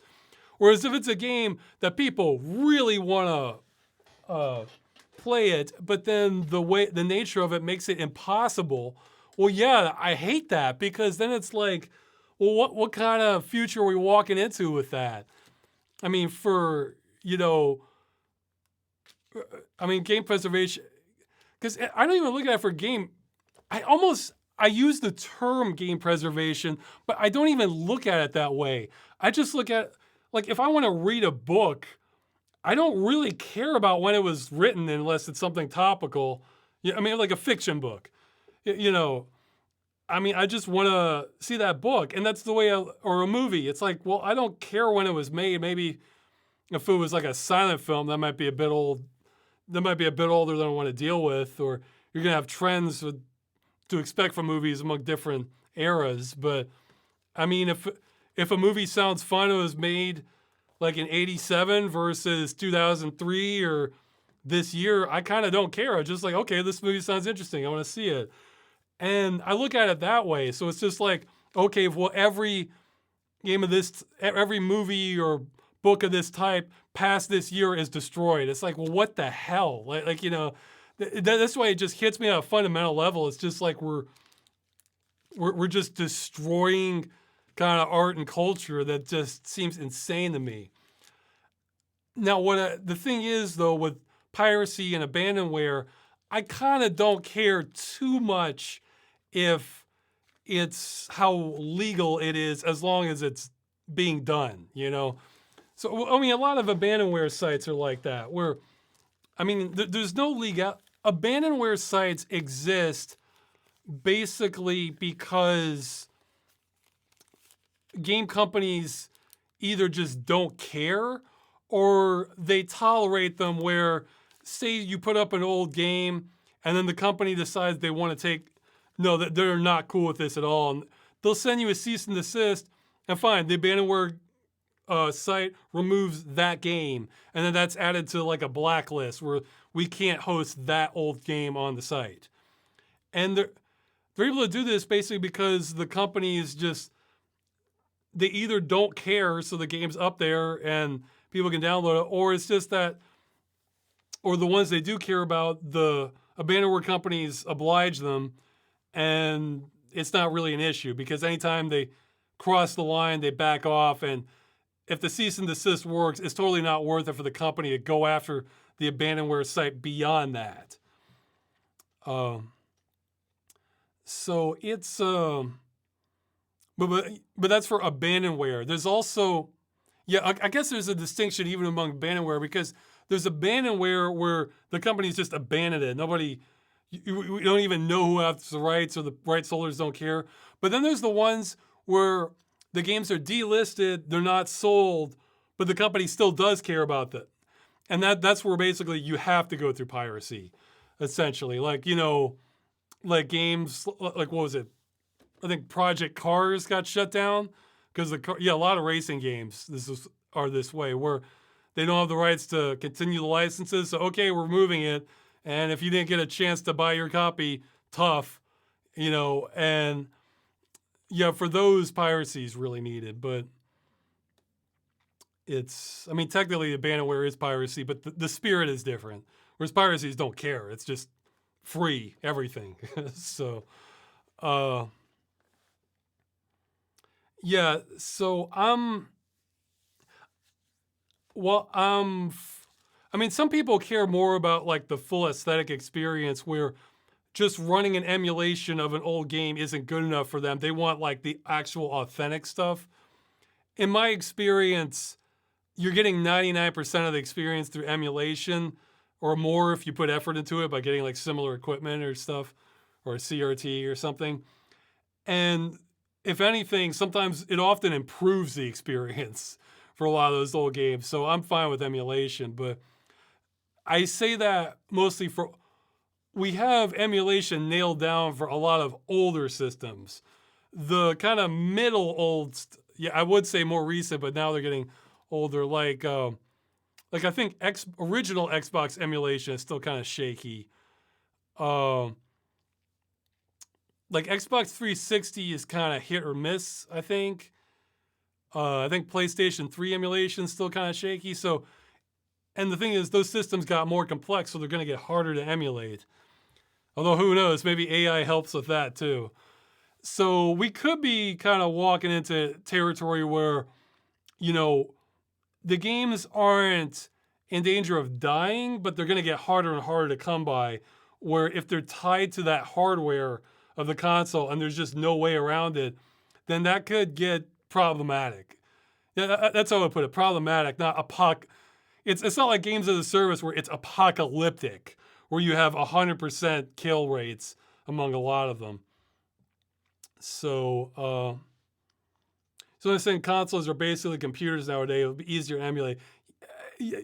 It's different because take something like the PlayStation 3 that had like the cell processor, and that's, my understanding is that's very different than like x86 processors. Where I remember even at the time it was difficult for developers to code for that. I remember like the PlayStation 3 had like had trouble getting more developers working on them just because it was so either complex or different compared to others. And even then, like the Xbox 360, didn't that, what would that use? It was, they had their own weird processor too. I forgot. The chat probably know. I'm sure when I do this, people are always yelling at me what the answer is. But yeah, so I'm less concerned about the like authentic experience of the actual hardware and everything. And some people care. I'm not dismissing people who care about that, but that's really not my fight at all. Because I'm figuring if you can play the whole game on an emulator and it's pretty close to the original thing, it's like, I don't know, is that last mile really? I mean, it just doesn't do that much for me. There's a few exceptions, especially if it's like hardware related, where like again, what was that, Steel Battalion, where you want that authentic layout of the controls because it's just a different experience then. And there can be subtleties between emulation and the authentic thing, which can really pop up that or cause subtle problems for some games, or sometimes not so subtle. Yeah, no. Yeah, I was talking about the Xbox 360. The Xbox One and PlayStation 4 use x86 CPUs, but PowerPC, thank you. That's what I was thinking of. So, I don't even know I don't even remember what the Xbox original used.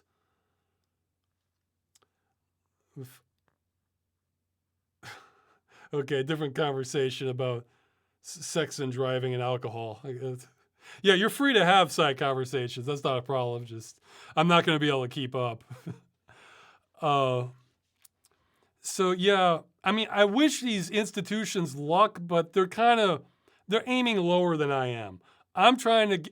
I want the games that are.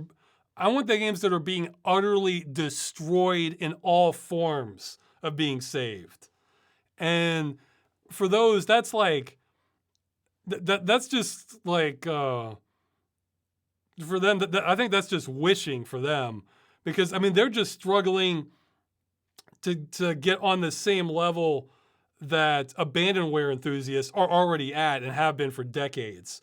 Or if I want to play a game from the 90s that's like not being sold anymore, but the rights holders are not cool with it being not cool with it showing up. Well, that's something like a game preservation institution will be struggling with to be able to show it. Whereas I can just get the ROM and just like, all right, let's go, because nobody cares except, just the crazy law dynamics of it.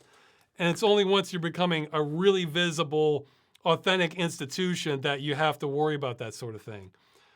And I feel like what I'm doing, well, again, maybe not in the United States, but if I'm successful, then there are so many wins for institutions like that downstream. Because what you need the laws to have some teeth on this in order to even accomplish their goal other than just whatever the game companies are allowing you to do. So it's, I'm going, like, I kind of don't, I mean, yeah, maybe there's a couple games I really care about and would be satisfied with some minor victories on. Like, well, actually, The Crew is one of them, but like The Secret World, that's another one. I really want that to be remain playable in some form. But the thing is, it's almost not worth doing to me unless we're trying to stop all of them or almost all of them. The kind where we might have to do this again for free-to-play games, but for games which I thought were perpetualized, one-time purchase, non-subscription games. That's the way to describe it. Because if I can get that, you get so many under that umbrella, and that effectively stops the death of them in the future.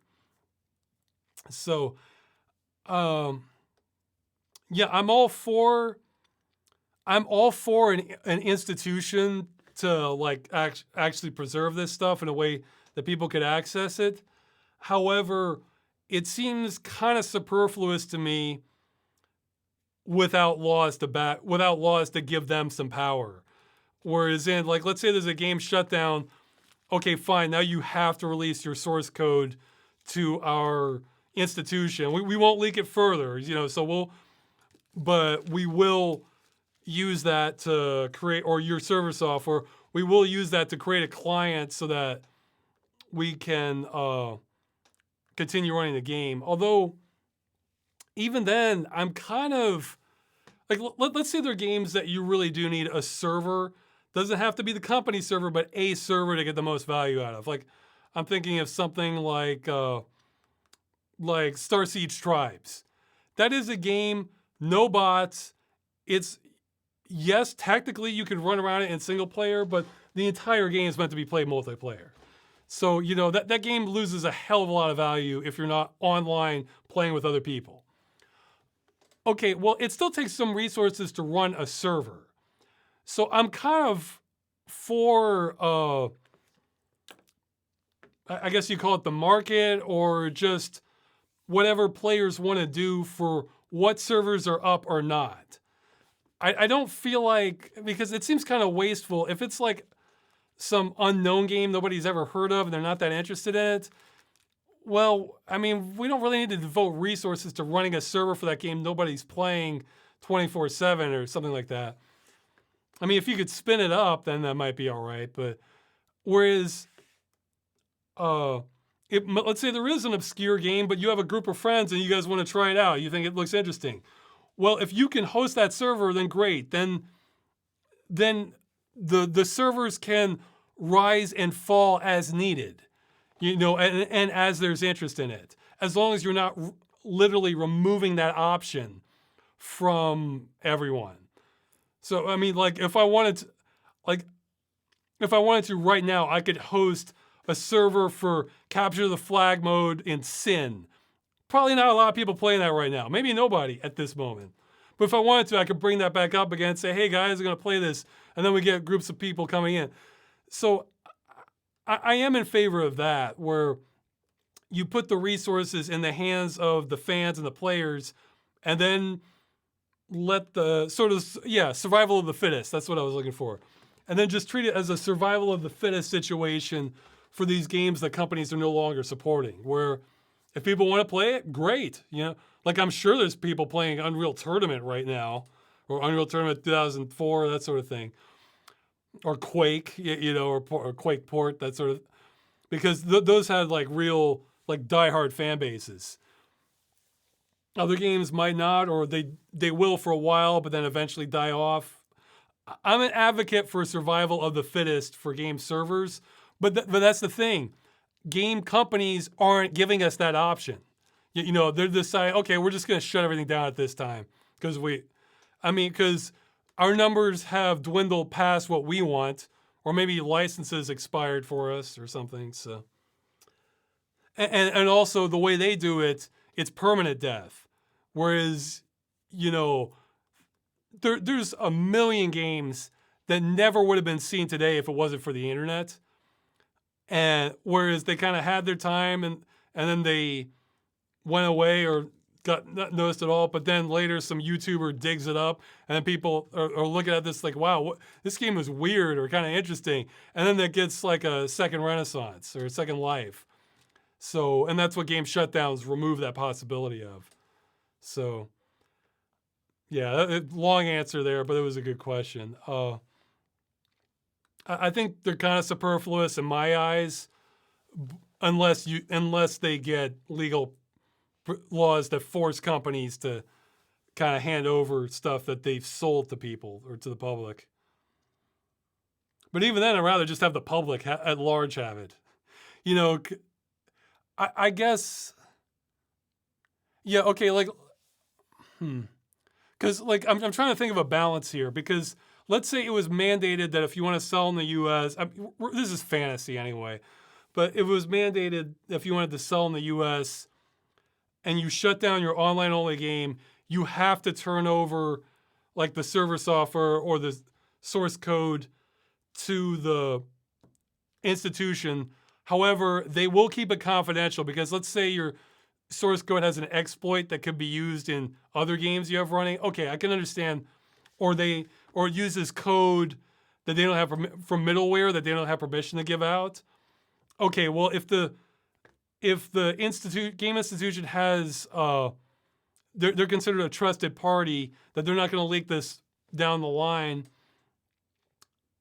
that they could accept that. But even then, it's kind of dependent on the institution, and I would want them to release their version of the client so that people could run, you know.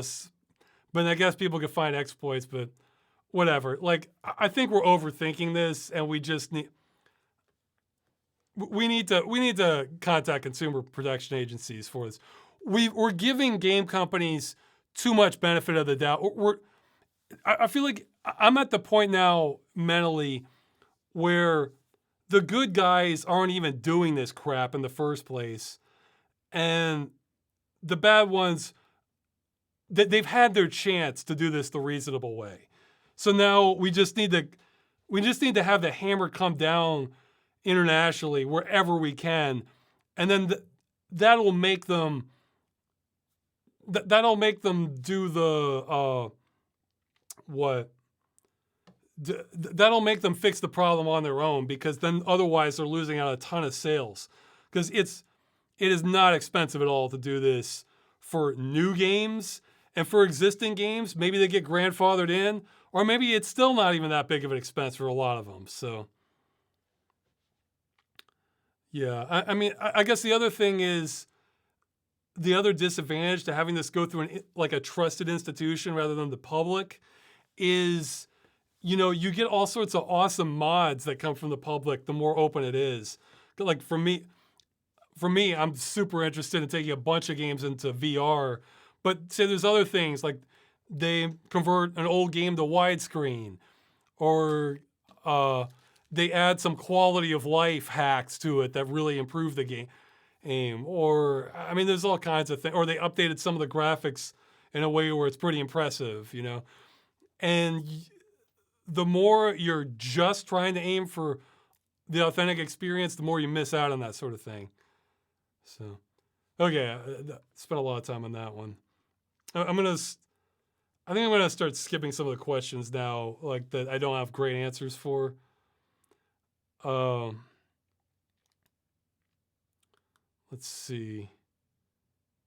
Yeah, this is asking for examples. I don't have a bunch at the top of my head. Yeah, people are saying I need to drink more water. You know, I don't feel, unless my throat's actually dry, I don't feel like a lot of relief from water if I'm talking a lot. What I feel relief from is not having to talk a lot. So, just time, you know, but like if I was just parched, I would go get water. Don't worry. But maybe I'm just not in tune enough with what my throat needs. Uh, yeah, like usually the time I really drink water is before I start, especially with if I'm trying. Believe it or not, this isn't as hard on my voice usually as doing something like Game Dungeon or Freeman's Mind or something, because for those I'm sometimes really trying to hit specific tones, and that can take more strain on my voice, especially if I'm getting louder. Where sometimes I do need to have like water breaks in between to kind of replenish it. But if I'm not trying to hit a certain tone, then it doesn't really matter. Or at least that's my perception anyway. See, are you worried about unintended consequences from this campaign? Not in the slightest. Or are you convinced only good could come from this regardless of outcome? No, there could be problems. I mean, like again, it could cause financial problems for some companies, or I am sure if this happens, then companies will use this as an excuse for canceling games and try to make what I'm doing as the bad guy. It's the way I see it. It's like getting a shot to get your medicine. It's like we have to at this point, because we are on a trajectory for a worst case scenario. So things can get worse, but we had Stadia releasing exclusives. And I mean, they got shut down and the exclusives got their contracts, I think, or at least some of them, I know Guilt did, got their contracts released so that they could go release the game as a normal game elsewhere. But the fact that, I mean, how does it get worse than streaming exclusives for being able to play your game in the future? I don't think it gets any worse than that. So, I mean, this has to be our best shot. I mean, we have to take our shot now. Like somebody else was saying that, like, actually a friend of mine is using this as like a litmus test to sort of see like just how compromised are our laws on this. Because, I mean, if this is not a serious issue, you know, I mean, nobody's getting killed over having their lives ruined. Well, I guess a few people are, but I guess reasonably ruined over the destruction of games the way you have it right now. So this is a more minor issue. However, from a consumer rights perspective, this is as bad as it gets. Like the only way it gets worse than this is if it's causing actual like harm, like a safety risk or something like that. Like if a game blew up or something, because you're being deprived of all ownership, and it's for a unique creative work. So it's as bad as it gets. So I could think of a few more minor things where, yeah, okay, I guess like the most legitimate thing I could think of would be smaller developers. Like if they're in the middle of making their game and they realize if they're going to have this requirement, then they don't have the budget to add that in because they went so far down a road of not allowing private hosting. that it's gonna like they're on such a razor thin margin as it is that that this cancels the game and they'd be really bitter about that. I can understand that, but the thing is, like, they've taken too many hostages for us to. I mean, they're killing too many hostages. Is what's happening. Because okay, say there's that fringe scenario where a game or a couple games don't make it to release because of that, or they have to shut down because of that. Well, then we're saving dozens, maybe hundreds. I mean, well, if we're talking in the future, however long we're making games, and these are ones getting just millions of dollars of development, thousands of hours of like teams of people behind them. It's saving a lot of those. So you're going with you have to follow the prevent the most damage, I guess. You know, or and then once it's done, then we may have saved it permanently. I mean, so yeah. So I'm saying the correct option is not negotiate with terrorists. Yeah, yeah. At this point, well, I'll be bringing up a metaphor again in a future video for later on, where it gets more complicated for me. But the way I see it, yeah, it cannot get any worse than the trajectory we're on. It can get worse. I mean, right now we still can own a whole lot of games, but oh yeah, somebody brought up how a lot of this might start impacting more than just online only games, because I mean, who knows what the future holds, but apparently right now a lot of newer de novo games have copy protection that it just hasn't been cracked. And when you figure when a game has copy protection that hasn't been cracked after like a year and a half or 2 years, that's pretty strong. And it might not get cracked. It's hard to say. And when there's a string of AAA titles doing this, then it's foreseeable for big budget titles. I'm just speaking hypothetically here. We could see the end of piracy. Now, I don't care about that in and of itself, but if the end of piracy means when they shut down that game, that the authentication process gets abandoned too, so it bricks all those games, well, then that's just as bad as games as a service. Because if there's the dependency on the publisher in order to run the game, and if the publisher has most game publishers have a very, very proven track record of being incredibly reckless with how they treat the games, then that's just as bad. So this might save a lot even more. I mean, yeah, great grammar there. This might save a lot more than just the online games. And this could be like, I might even put this in the promotional video I make, that this has the potential to be where the timeline splits for gaming. Where if we do this now, we're on the good future. Or if we just let this slide, then it's just going to be a nightmare for game preservation in the future. So I'm saying piracy die with the Pirate Bay ISP tracking. Well, I mean, and yet we see VPN ads on on how many YouTube videos? Like hundreds, thousands? Yeah, I mean, yeah, that's kind of my skill for this. Like, games as a service, I rank as apocalyptic. The stuff that's tied to old hardware that we have no emulation for, I rate that as problematic as time goes on. And this, for stuff where the tracking is going on, I see that as irritating or annoying. If you're devoted enough, there are ways around that. But yeah, that goes to more than just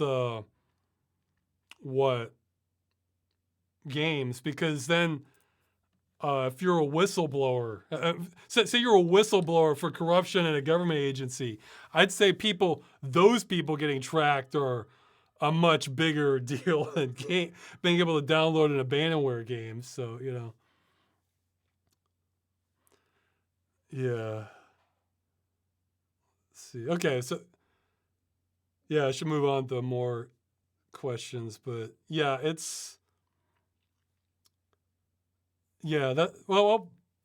hey, that's one thing. Even though my rollout can be kind of awkward and I'm not ideal at this and I'm not an expert, one thing you do have going for me, if as far as a leader of trying to advocate for game ownership, is I can stay on target, and like uh, I can see where this is going, and I'm not gonna sell it out and just compromise on something where it's like it's kind of either not exactly all or nothing. I am willing to compromise on remaining subscription-based games because again, it's like 5 games. How many? Yeah, chat. How many subscription-only games are there now? Where, yeah, even some of the examples I mentioned, there's they're free to, they're sort of gated off free to play versions. Like I think EVE Online and World of Warcraft have. There's not a lot. So okay, if we lose half a dozen, but then gain hundreds or whatever and permanently in the future, then okay, I can live with that. But no, I mean that's the thing when I hear about possible solutions in air quotes, my mind always goes to, okay, does this actually lead to the game being saved? Or or is this still going to be just as vulnerable and it just sounds like something that would help? So you have that going for me with me in that, like, no, I am, like that lawyer. I mean, on one hand, I didn't name him because I don't want to, he was trying to help in his own way, but at the same time, it's like, you're just misdirecting me, whether you realize that's what you're doing or not. So, what I will stay on point. I will stay on point, and I'm not gonna sell this out. So, not that there's anything to sell out. Well, no, there is something that kind of came up when I was actually talking with the Martin lawyer because like he was even a little more open-minded with what to try than I was, because he was saying that, I left this out of the video because it was long enough, but he was saying that, like, okay, we could do this case and it would fail. However, the benefit of it is that you can make news with this, that like, yeah, you don't own your games, and like Congress needs to address that, and then maybe that could snowball into something where it does get media attention and does end up being brought before Congress. And I was thinking, no way. Like I would think you would get an article or two about it, then it's dead and it just doesn't go anywhere, and that would be so expensive. So, however, if you kept raising money to keep pushing for this, even though it's going to fail, that would be a grift. And no, that's not what I'm trying to do at all. I just want to, I'm willing to take anything. Yeah, I was simplifying when I said literally everything. It's almost literally everything. What I'm looking at, it's kind of a sliding scale of things for what I'm attempting. If it involves up to like single digit percentage chances of working, like 5% chance, and it costs money that we can fundraise for, I will go for it. If it's less than that, if it's the same odds as winning the lottery, I will not put money towards that. However, if it's free, I will do it. I'll still do it. So there's like a little bit of sliding scale with practicality here with what I'm doing. So, but yeah, if it's like a 1 in 10 shot, absolutely, let's take it. Or just like low odds, but if it's free, then, and if all it costs is time and organization, yes, let's do it. But if it's so remote that this is just a complete waste of time, then, and it costs resources, then no, forget it. Like, look, this is not going to the U.S. Supreme Court. I mean, maybe maybe in 30 years or something if I could, but not now. so yeah, but I'm trying to be incredibly generous with avenues to exhaust here. So the odds have to be incredibly bad before I'm not even going to consider it. And even then, I'm not against it. I'm not going to fight against that. But no, yeah, that's the other thing is it depends on a few variables, but I'm going all in on this crew push for April and maybe a couple months afterwards to get any stragglers, that sort of thing. After that, either way, unless there's some special mitigating circumstances, like it's successful but not for free-to-play games, so we need to do free-to-play games next, okay, I'll do it all over again. But other than that, I'm probably not going to put a big push on this in the future. I'm probably not going to talk about this much in the future because I'll feel like what's done is done. Either we're going to have success. Yeah, if we have successes, I'll keep talking about it. But if this just, well, let's say hypothetically, this fails on every country, every front, they just all blocked out. It looks like we're just stonewalled in every single direction. I'm not really going to bring this up again. I'm not going to make a lot of videos on this because I don't want to talk about it because then I know it's dead. However, I will keep talking about like AI extrapolation because that has a future. So whereas if you wanted to make money from this, then you would just keep talking about, I mean, some people care about it regardless, but I would keep hyping up, oh, well, let's do something, but I need more money. No, I don't like doing this. I would rather be making the fun videos. I'm annoyed the game is delayed so much because of this. But I know I'll regret it more if I don't do this. So this is going to be my real push in April. And again, if there were some things that, let's say some organization needed a statement or something, or needed a little more attention to follow the next step. Okay, yeah, I'll cover that. So if there's like real concrete steps where it's helpful, I'll keep covering it. And I'll cover I'll cover actual victories, or I'll cover actual hardline defeats, and then that's about it. I want to end this one way or the other. So, did you see people don't actually want game preservation video? No, I guess maybe I haven't, or else I forgot that. I mean, yeah, I said, well, I gave the distinction. I don't literally want game preservation. I want the opportunity for anybody who wants to have game preservation. And for me personally, I like better than authentic. If we can release a patch that fixes all these awful bugs of an old game or adds a lot of quality of life features, awesome. I prefer that, Well, like with Killing Time, I got that patch that gave me mouse aiming and fixed some bugs and effects. Great, So, yeah, let's see. What if you would be known as the crew preservation guy for the rest of your life? I don't care. Though I will say, if this does actually lead to saving games, I'll take credit for it.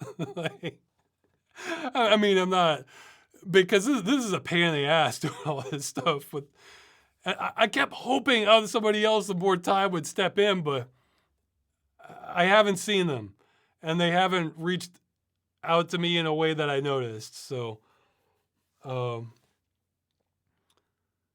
yeah, like let's say you were like doing more on this than I was. You for sure would want me involved in some level, just as like to give announcements. Hey Ross, can you mention this in your next video? It'd really help. I'd say sure, So that's why I think I'm kind of leading the charge on this, because I haven't seen it elsewhere. But whatever.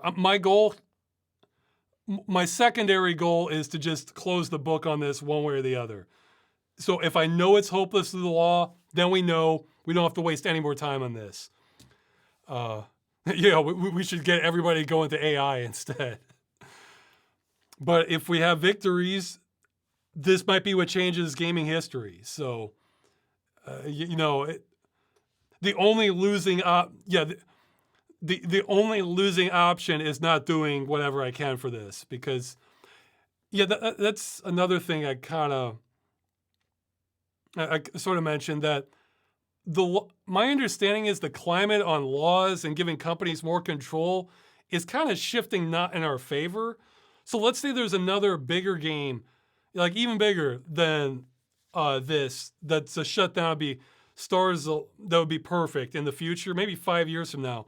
Well, it could be the laws have shifted even more, that we don't even have the same opportunities that we do now, whereas these laws don't exist yet now, or it's still a big gray area in a lot of other countries that we can maneuver in. Like I heard, I think I mentioned this before. Who is it? Ralph Nader, who got a lot of like safety regulations passed, I think in the 70s. Like he like seat belts in your car. I think maybe not allowing smoking on planes, that sort of thing. He said, like, I think there was a quote where he said he might not be able to do this. Yeah, he wouldn't be able to do what he did back then now, because back then auto companies didn't even have their own lobbying firms or people. It's like, so their guards were down. So he was able to get a lot more done back then. So I feel like the window's like really slowly closing for games. Maybe it's already shut for all, well, like with the US. So but I feel like there's a lot of maneuver. I feel like there's a lot of wiggle room, especially in European Union countries and Australia. So it's what? Yeah, somebody's mentioned Nixon passed environmental laws. Exactly. From outside pressure. So I feel like the window is not shut all the way. I feel, and we definitely should try to go for it. So yeah, in my mind at least, this is really like a potential kind of timeline shift. So, okay, more questions. Oh yeah, well, this is a coincidence, but predictable answer. If you got the chance to get a hold of the source code engine dev kit for a specific game, which one would it be? And they're talking about like Zelda or Mario games. I think it's a coincidence, but it would be the Crew. Because let's say that the Crew is safe. Like Ubisoft's like, okay, here's the offline mode. Fine, leave us alone. That's such an enormous game. Like, again, it's the second biggest driving game, but it's like the most diverse driving game also. Because that's kind of what I've been trying to show in the video, is that when you just drive through these districts, parts of this kind of feel like the real world. It's like, wow, and I'm going from like Texas to Chicago, and from like Louisiana to Washington, D.C. And man, so it's like a gigantic playground. If you had the source code for that, can you imagine the mods and like new gameplay modes people will be adding? This might even go beyond driving. People might use this for like other kinds of games too. We're like, okay, well, we want to create a shooter but have it feel kind of real. Okay, we're gonna set this in DC. We have the source code to the Crew. Let's set it there, Or let's see. Yeah, somebody's saying SimCity 4 source would be so sweet. Isn't yeah, well, yeah, it would be all right, but I mean, isn't that a 2D game? I forget. But yeah, I mean, I guess what I mean is, not only is this, so yeah, take away the online only element out of it. This is like such a massive, like, sort of playground in the environment to have stuff like, and like, I kind of want, with that game, I almost want excuses to drive more in there. Like let's say there was like some fan-made story or something that you had to drive these different settings to play it all out, or something like that. Yeah, somebody's saying you still need assets. Yeah, I mean, the assets are enormous for the Crew. I mean, they gave their best shot at simulating contemporary America from a car view. So I mean, I don't know much like it. Like, okay, I guess okay, I guess the only one that tops this that I can think of off the top of my head would be something like Microsoft Flight Simulator. But even then, that's only from the air. Once you get down to the ground level, it's still pretty blobby and abstract, like a Picasso painting or something. Whereas the Crew looks pretty good at ground level. So yeah, so no, it's a coincidence. I feel kind of dumb. I'm really divided. That part of me says I should have done this for Overwatch because it was a much bigger game, but part of me sees some elements that would have made it a little more problematic, which I don't even want to discuss until after until after we've had our big push, because I don't want to give Ubisoft any hints. So, but yeah, Overwatch I feel like is the other game that maybe this would have been a better candidate than the Crew, because that was so huge. But yeah, I'll discuss what I was thinking months from now if you want, what I was thinking for Overwatch. And I don't even play Overwatch, but that's a huge game and it had a big, like, online only shutdown. So yeah, so yeah, it's also the Crew, but that is a coincidence, you know. Maybe people have some other better candidates, because I'm thinking if you're talking about one game you want the assets released for, you want that as largely as encompassing as you can get, so that, you know, as people want to make new game modes out of it, or if they, you know, they want to use assets from that for another game, that sort of thing. You want to get what has just the richest amount of content, and Crew has a lot, you know. All right. I'm going to read this one. Good news on Dead Games. Battleforge has been reborn as Skylords Reborn a few months ago. It was more than a few months ago. They were telling me about it like ever since like a month after or people were telling me about it since a month after my original Battleforge episode. And then it was up and I talk about it in the follow-up episode 3. So Game Dungeon follow-up number 3, I think. I talked about that. So. I have not played through the Siberia games. I played a little bit of the first one, but wasn't really getting into it. That's one, maybe I need to stick with it some more. And they're asking, will point-and-click adventure games make a comeback? Or is it entirely killed by cinematic, choose-your-own adventure games? No, I mean, I have no idea if they'll make a big mainstream comeback.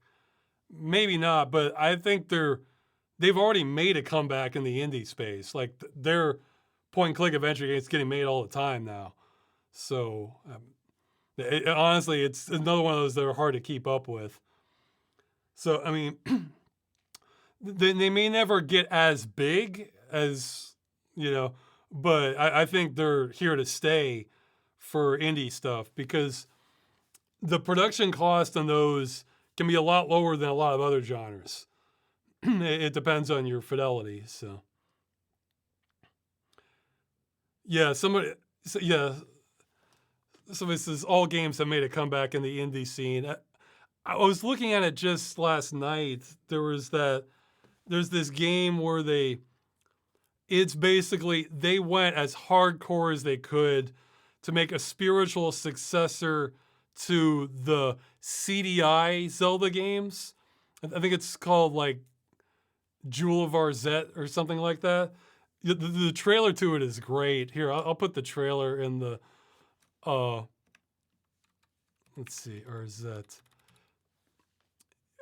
Yeah, like seeing the style of those, they just nail, like, this feels like it's almost from like an alternate reality. It's one of those where at first glance, it looks 100% authentic in every way except it's widescreen. Like, I mean, it's like the same art style, like the gameplay is similar. I even saw sort of an inside joke that was a reference to Mario Hotel and Hotel Mario in the they also something Arzette the Jewel of Faramore. Thanks. It's but apparently the game's pretty good too. It's something where they kept the style 100%, but then probably tried to make the game a lot more fun than the originals. But one part that I heard that cracked me up, I didn't notice originally, was, you see the screen and it says PC, Xbox One, PlayStation 5, maybe had a couple other consoles, and the narrator's saying, coming soon to your interactive multimedia system. I was thinking, I love that. That sounds like a time traveler trying to fit in modern times where they don't know the terms for what we're calling these. Yeah. Coming soon to your interactive multimedia system. There was another example I heard of that where, in the movie Drive Angry, I think it was called, where this character has been kind of out of time for like a couple decades, and he's noticing, people using smartphones, and he's saying hey, can you make a call on your portable phone there? So he doesn't know the terminology, but he's trying his best to adapt to it, and I love stuff like that. Time travelers trying to fit in.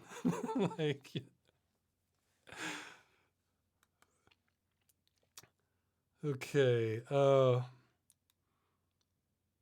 Have you or anyone you know had a mystical experience? Me, not that I can recall. People I know, maybe, but I have not played Eternal Darkness. That's one of those I should check it out eventually. Games I've been trying, been on my list since forever.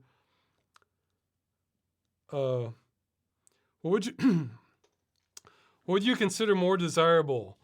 A very high salary but a frivolous attitude towards money, or a very low salary but a frugal attitude towards money? I think the first one, money, how you spend money isn't a virtue in itself. It's how what you're spending it on, and what the full ramifications that being frugal is usually like a virtue, because it means you're not going to get yourself into really bad situations, where you splurge on something but then you can't make rent, or you need it for some sort of accident or emergency, that sort of thing. But my first thought at seeing this question was, I think there was this Groucho Marx interview I saw. I might be mixing things up, where he said that his grandmother always had a saying that it's better to be rich and healthy than sick and poor, and he says, and that still holds true even in these times. So that was my first thought on seeing that question. Oh, okay, I didn't see this one. What is your opinion on fictional characters with nigh omnipotence who remain largely detached from good or evil and just do whatever they want? For example, Q from Star Trek. I don't know, that can make an interesting character, especially if it... I think the only thing you don't want from characters like that is for them... is for the viewer to feel like this character already knows how this is all going to end, and there's nothing unexpected. Now that character can think they know and then surprise them. Wasn't that the plot to Watchmen? Where Dr. Manhattan's omnipotent being, but they find a way to fool him even then. See, that can be all right, because then you're making the viewer think they know how it's going to end already, but then you throw a surprise at them. But yeah, as long as if they're just too disinterested to care, that works. But yeah, you don't want to spoil the plot for the viewer with characters like that. So Yeah, no, they can be interesting characters. I mean, they can make vi- they can make the other characters nervous, or you know, or they can kind of give this otherworldly feel where it's like even though you have all these human tragedies, it's like they're operating at such a level that this is like inconsequential to them. This is like worrying about the lifespans of dust mites or something, and it kind of makes you wonder, wow, well, what's this character? Where is their mind at? So yeah, that they can be neat characters. Uh, yeah, just don't use their omnipotence to spoil where the story is going. That's the only caveat I would give. Would you be willing to talk to Stuttering Craig on side scrollers? Uh, I asked him to interview you about your time at Machinima, and he was very interested in it. He's the founder of Screw Attack. I guess I don't know who that is, or if I had an interview, I didn't make this. I think I would have remembered that. Uh, sure. I mean, I'll talk to anyone. I'll talk just about anyone on April, especially. So yeah, I'd like to postpone all interviews towards April, but sure. Um, I think I want to say the Angry Video James Rolfe had some issues with Screw Attack back in the day, but maybe that wasn't him. Like I know like one of the founders of like the company Machinima wasn't he sort of went his own way with stuff and wasn't the guy causing like it wasn't the guy causing bastard problems for everyone later. So or yeah, the or who was it? John McAfee was another example of that, where he just sort of sold sold out from the company, took his shares, and whatever the software did after that wasn't him anymore. So, or maybe I'm misremembering things too. But sure, I'll look. My only caveat with the interviews on April is I just wanted to have a fair shot of reaching people who might have a copy of the crew. So, if you have a channel but you only have like 10 viewers, it's like, well, it's not that I think I'm better than that, but I just have to sort of marshal my resources here. Or if it's something, or if it's like a knitting channel for old people who I don't think are going to want to interview me anyway, then there'd be like no demographic overlap between people. But other than that, sure. I mean, if I think I'd want a few hundred viewers, especially if it's like a gaming audience. But yeah, it's okay. Let's just answer more questions or wind it up soon.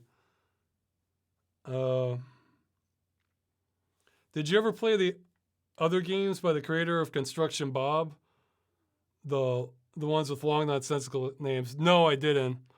And I was thinking that reminded me of an earlier thought I had about how like it won't happen, but in a sane world, we'd have copyright for a game expire pretty quickly after they stop selling it. I mean, you maybe give them a year or two, but I was thinking if they just keep selling it and supporting it like that guy, at least last time I checked, then it's like, yeah, then it shouldn't be abandonware. There's still look, if a company or a person made a game 30, 40 years ago and they're still supporting it and selling it, look, I don't really have an argument that it should enter public domain because they're still they're still looking after it. So it's just, especially if it's not dead on arrival the second they stop supporting it. That's the key distinction. So, would you ever do a video on Spellforce Platinum Edition? I played a couple hours of the original Spellforce. It was intriguing, but it wasn't quite grabbing me. Maybe I need to like stick with it longer. Yeah, it's like an RTS RPG hybrid. I'm intrigued by it, and it has sequels. So it's the sort of thing I wonder. Maybe I need to like play more of it before it starts getting really good, or maybe it just wasn't landing with me for some reason. But yeah, that's one of the. Sometimes games I give up on that I sort of mentally file it as I should maybe take another pass at this later on. Spellforce is one of those for me. So okay. So he's asking to tease a bit on civil protection scripts or loose ideas. Not until I'm certain I'm not going to make them. I mean, guys, look, AI might kick open doors for me with animation too. In which case, oh, good, I can just press a few buttons and I can do a month or two's worth of work in 2 days. Yeah, you know.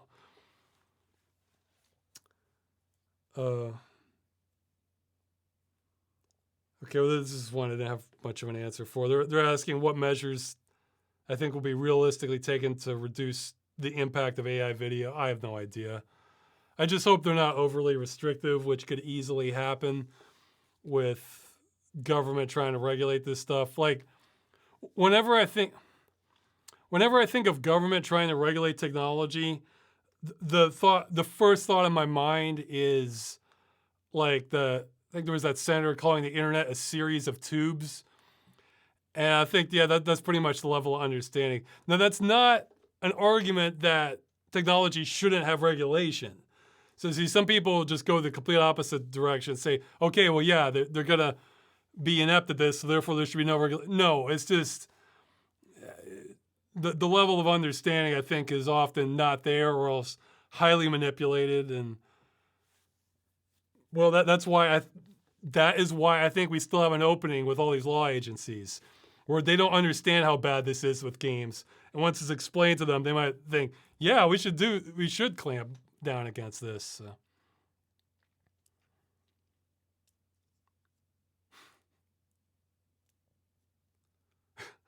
That's an interesting question. In the future of generated movies, I thought it said, what Star Wars would you generate most? I was thinking, what star would you generate? Oh,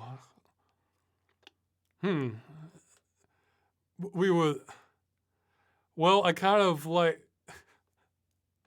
well, one I think would make great kind of cameos. I guess some might see it as distasteful now, but one actor I liked where just like their presence showing up for a cameo was like something about their demeanor was always kind of like, I found it amusing in itself, was Norm Macdonald. And so it's like, oh, what are you doing there? Like, I don't know. I could see him showing up in a lot of scenarios. Like, I think he would be good as a cameo, but I mean, he's not alive anymore. But I could see that being entertaining. Like, it would take me a while to get tired of him. But let's see. I was thinking another actor I like a lot is Willem Dafoe.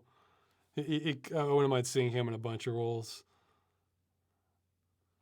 Oh yeah, I think I heard that, what was it? In the new Dune, Christopher Walken's gonna be the Emperor. I was thinking, sure, that works.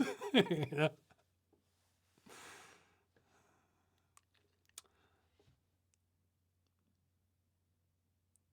Okay, I'm gonna skip some more questions since these didn't get many votes. Okay, well, I'll address this one quick. Do you actually have faith that the Dream software will sufficiently save games? I could see it getting to a point where AI replicates game maps and assets, but those thousands of little variables like physics and game feel, I can't imagine an AI even getting close to replicating based on game footage, or at least not within the next several years. Literally, no. I think what the potential for AI has to do, you just mentioned map and assets. Well, once you have those into something really open like Unreal, you're gonna, what I think happens a lot more is you have diehard players replicating that feel. Because, and it depends a lot on the game genre too. I mean, if it's a driving game, you can replicate a lot without a whole lot of work if you have the assets, or like just a simple arena shooter. Whereas, let's see, what's a really complicated game?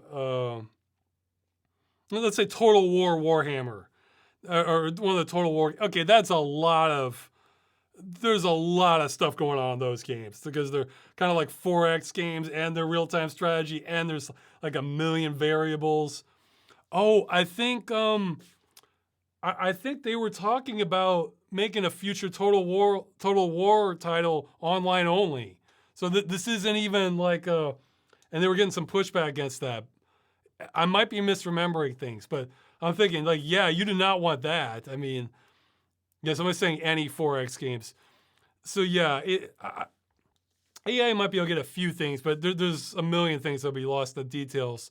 But the thing is, if you have a bunch of the assets and they're like laid down there, and you have diehard fans are essentially kind of recreating the game at that point, which again is insane because we're reinventing the wheel. But if that's the only way to save it, that is. But if you're talking about like all those little values, it could be somebody just in some cases it could be somebody going through like just a table of values and they're just putting in numbers, and like that's the sort of thing they might even be able to do in a few hours and get something very similar. And then you spend more and more time on it, it gets more and more refined. So, but yeah, no, I do not literally think it's going to be exactly like the real thing. It's just that if we're getting something pretty close, that's a lot better than nothing, you know. And the thing is, there are no other options if the law fails on this and the company doesn't want their game released. So I'm just looking for any measure possible. Okay, I'm skipping some more. Oh, okay, well, I'll shut down this quick in case other people think this.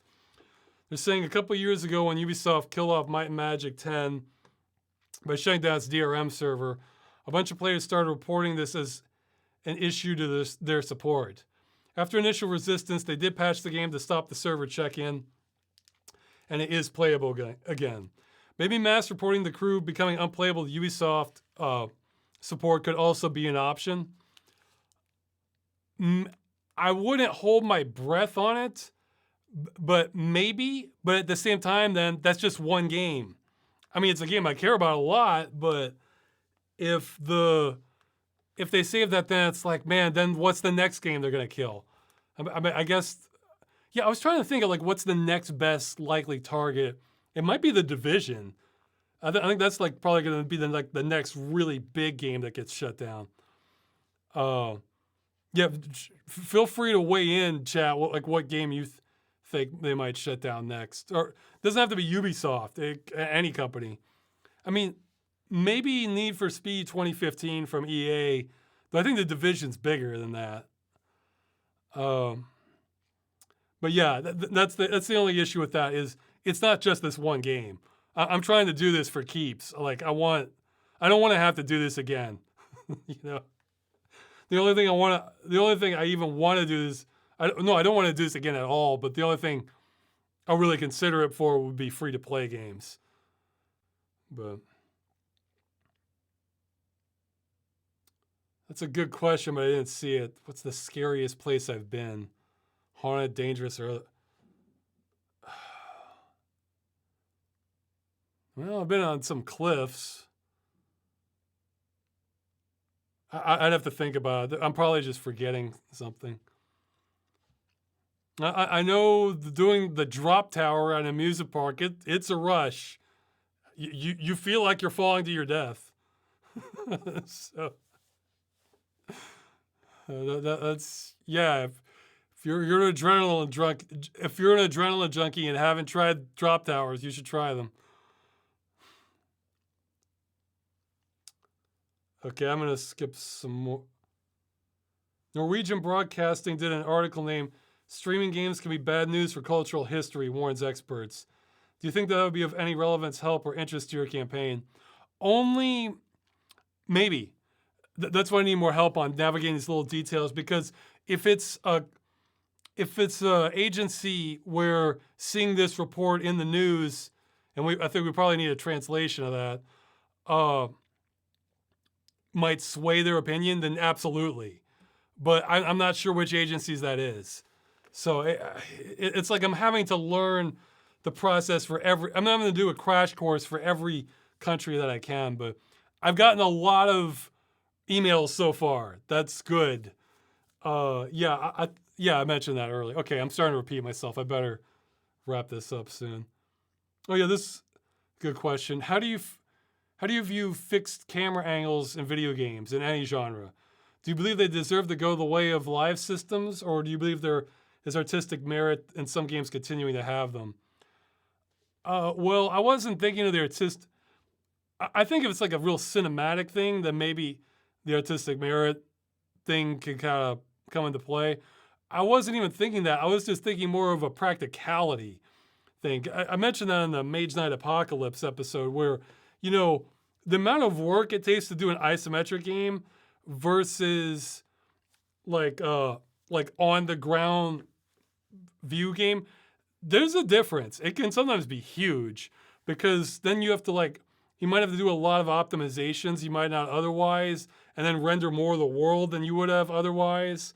You know, in this isometric game, you can skip the sky, that sort of thing. So same thing with fixed camera angle games like Titan Quest is like that, where if you kind of move the camera a bit, you start seeing how things break apart pretty quickly.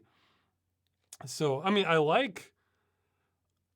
Well, I guess the other thing is sometimes, like if a game's typically more linear games, if it's like a really refined experience, sometimes it's better having the game developer know where to put the camera and if they know what they're doing. So I'm going to see all the most interesting stuff if I just sort of trust what the developer has done. Whereas if it's a free camera, I might miss the more interesting parts. But then there's but that tends to be like more linear games where that's kind of preferred. But yeah, it's yeah. Somebody's mentioned Resident Evil 1. Yeah, those games like the fixed camera angles, it definitely adds to the mood because that is a more cinematic way of playing.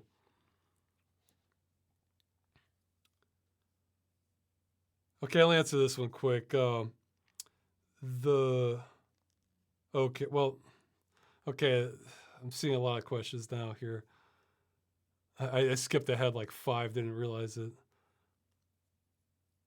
Or no, just a couple. Somebody's been wanting to recently to make a game preservation archive. They not have the resources nor expertise to do so. And since you're in a crusade for game preservation, I figured that anyone in the audience could help. Maybe like an online petition or, man, I'm not. See, petitions are another thing where I think those won't help at all unless there's an agency that needs proof that this affects a lot of people. Then they'll help. So, or a crowdfund to get a website like Game Preservation at Hive off the ground, but I'm tech illiterate.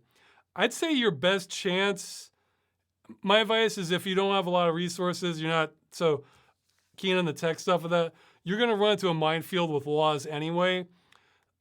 Look up, depends what kind of games you want to preserve. Like, I would say, look,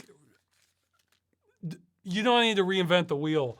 You reach out to existing abandonware groups or maybe even archive.org and see if they're up for it. Or I honestly don't have contacts for this sort of thing at the moment, but there could be some like kind of illicit underground like sort of private torrents that have stuff that's copyrighted, but it's still it's sort of the abandonware that the companies don't want people sharing that keep things going. So you might be able to find groups like that. I'm sure if you do enough research, you can find that. And they'd be happy for volunteers. I mean, so in any level, you could do the stuff that's more above board. You do stuff that's a little more, that's more underground, or you could just, that makes sense to me if you don't have the expertise behind this and you don't want to deal with, you don't have the expertise, the resources, or the legal minefield navigation. So yeah, join existing group. There's several out there. And this one real quick. What got you into making content such as Freeman's Mind and others? Well, Freeman's Mind was a response to my frustration with how long it was taking me to animate things with civil protection. It was just a sort of blind experiment. But I almost view what got me into video was the idea is I wanted to make movies. So I almost view everything I'm doing as just like a really long detour from that. But I'm going to get there. So, or at least with one movie, and then see see where things are after that. This was a confusing question. I don't know, no idea how to answer it. I'll just read the first sentence. Do you think aliens have planted religion on Earth in order for humans to take better care of themselves as containers for something? I think it's not working if it is, but then he goes into like Area 51 and NASA. So yeah, that's on the Reddit page if you want to take a look at that question. I don't know, man. You tell me. Like, I feel like I'm out of my element here with that question.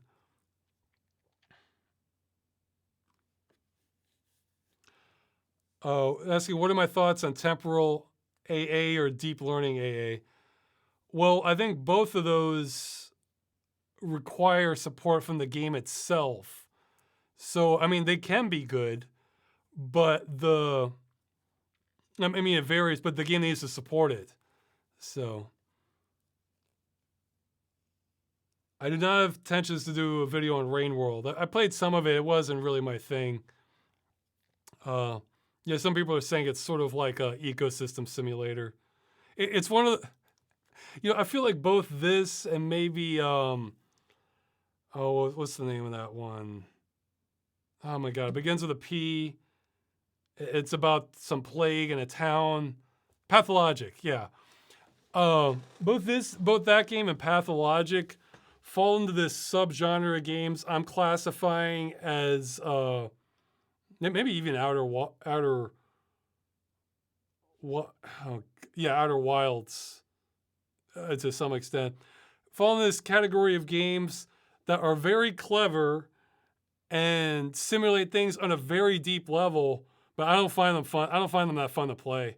They're hard, it's so yeah. That's maybe somebody could come up with a term for those kinds of games. I'm sure there's more of those where they're trying to do something that if you look at a certain light, it sounds brilliant, but I don't want to play that game. I'd rather play the game where I'm saving the Earth from aliens or, going to the Forbidden Lands in the Magic Kingdom or something.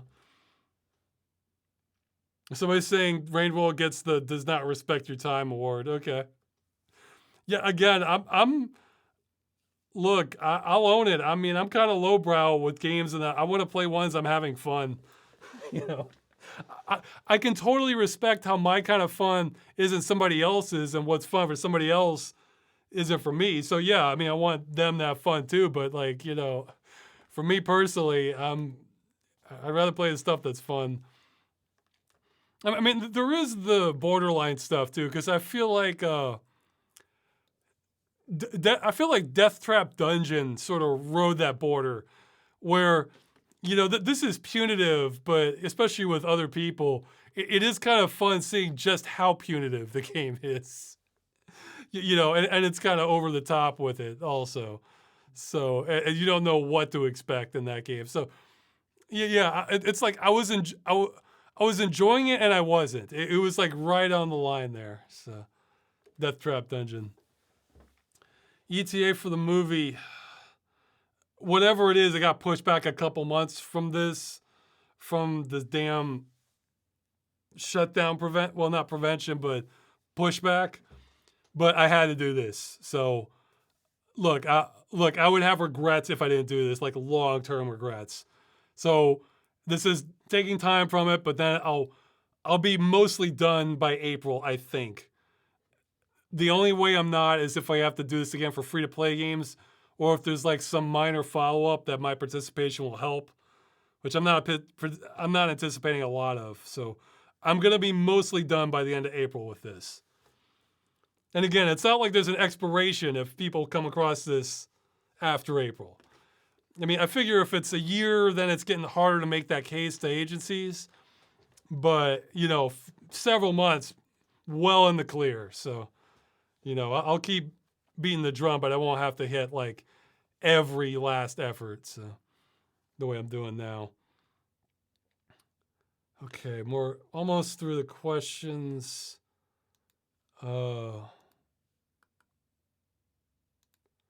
Let's see. Oh, somebody was talking about the text to video with AI generated stuff. I'll it sounds like a tool to me right now. I don't know if that's going to be enough to really uh, be that useful by itself, but maybe people start making great use of it. I have not played Ultra Kill. I think that one's still in early access, though it's been there a few years, so it's maybe it's in a 1.0 state except for name. Uh, yeah, usually early access games that just go to the bottom of the pile for me because if it's not like there's other games I can't play, and if I just wait, I'm going to get a better experience. Okay, there's somebody saying, are there certain atmospheres or feelings from different parts of your life you can still recall vividly? For example, how does it feel? Have college evoked memories of a certain building, people, smell?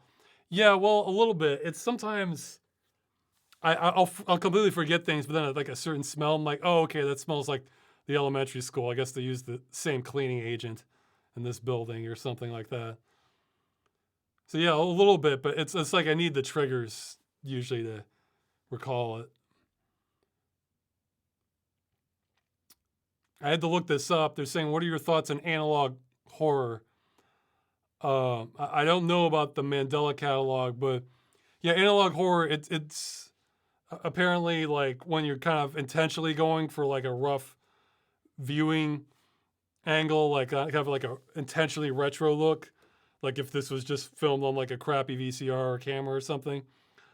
I think that can work. However, that's not the draw in itself. You still need a good story or a good film or game or something like that. And I can take it in high definition. I can take it in low definition. It's more about the content in it. And I was saying my best. I might have mentioned this before. Oh well, I'm going a while. I'll mention it real quick. In college, I'd never seen the Texas Chainsaw Massacre, and for Halloween, this local theater was playing it for free. So I thought, oh sure, I'll go there. And when I got there, the quality of the film, they had an actual film reel. It must have been played hundreds of times. It was rough. There were scratches, and it was kind of the film would bounce a little bit or be overexposed and stuff. And that didn't hurt the presentation one bit, But that was, for that kind of movie, which is real grungy and does kind of feel like a found film kind of thing, it just fit right in. So yeah, it was just a coincidence. It was like that,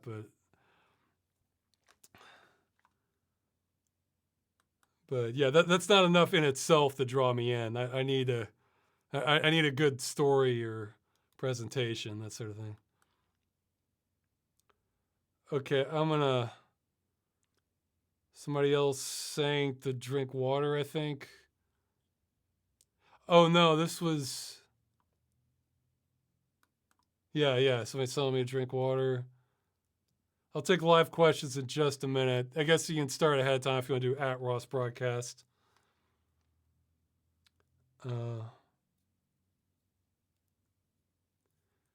Okay, well, I'll probably have a different answer later. They're saying, what would you say is your favorite lore attached to a video game?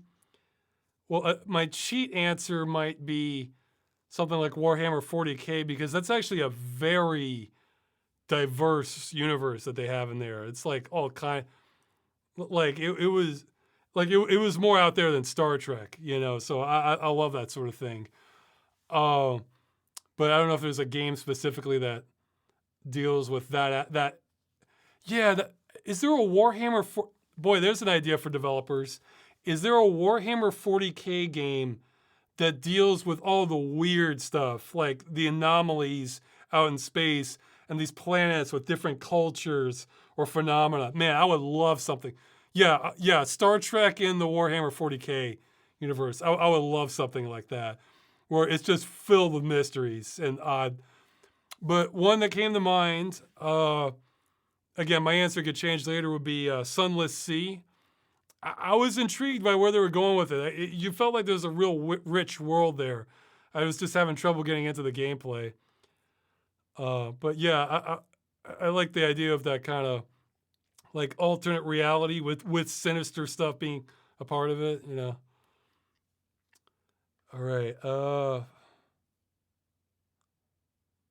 Just checking the remainder of the submitted questions.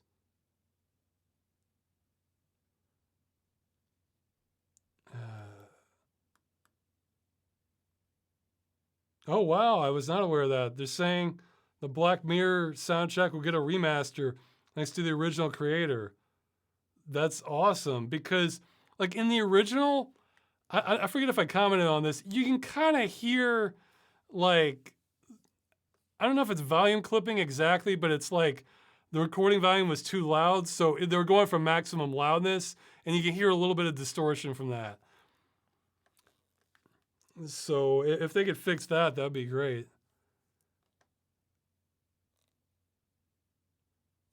Okay, well, there's some okay questions, but these are longer ones, though.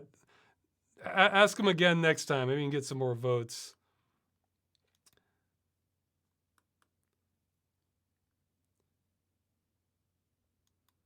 So well, this is a good question. How do you deal with laziness and procrastination? Well, I don't have a great answer. I mean, that can vary a lot by mood, but I mean, one thing, I don't know if I have a catch-all answer for this, but one that comes up is I just kind of think of things I want to accomplish and goals, and it's like my brain, it's almost like I have a conversation with myself where it's like, are you really gonna be all right if you let this go and don't get it done? And I'm thinking, no, I really won't. And then, but that only works for things that like you're really motivated on. That even if they're difficult, or for other things that are like an essential step towards something else. Like, you know, it's like, well, because you may not want to go to work, but you know if you don't go to work, you're gonna get fired, and then you can't pay your rent. So it's like, okay, you know, but it's yeah, that's complicated.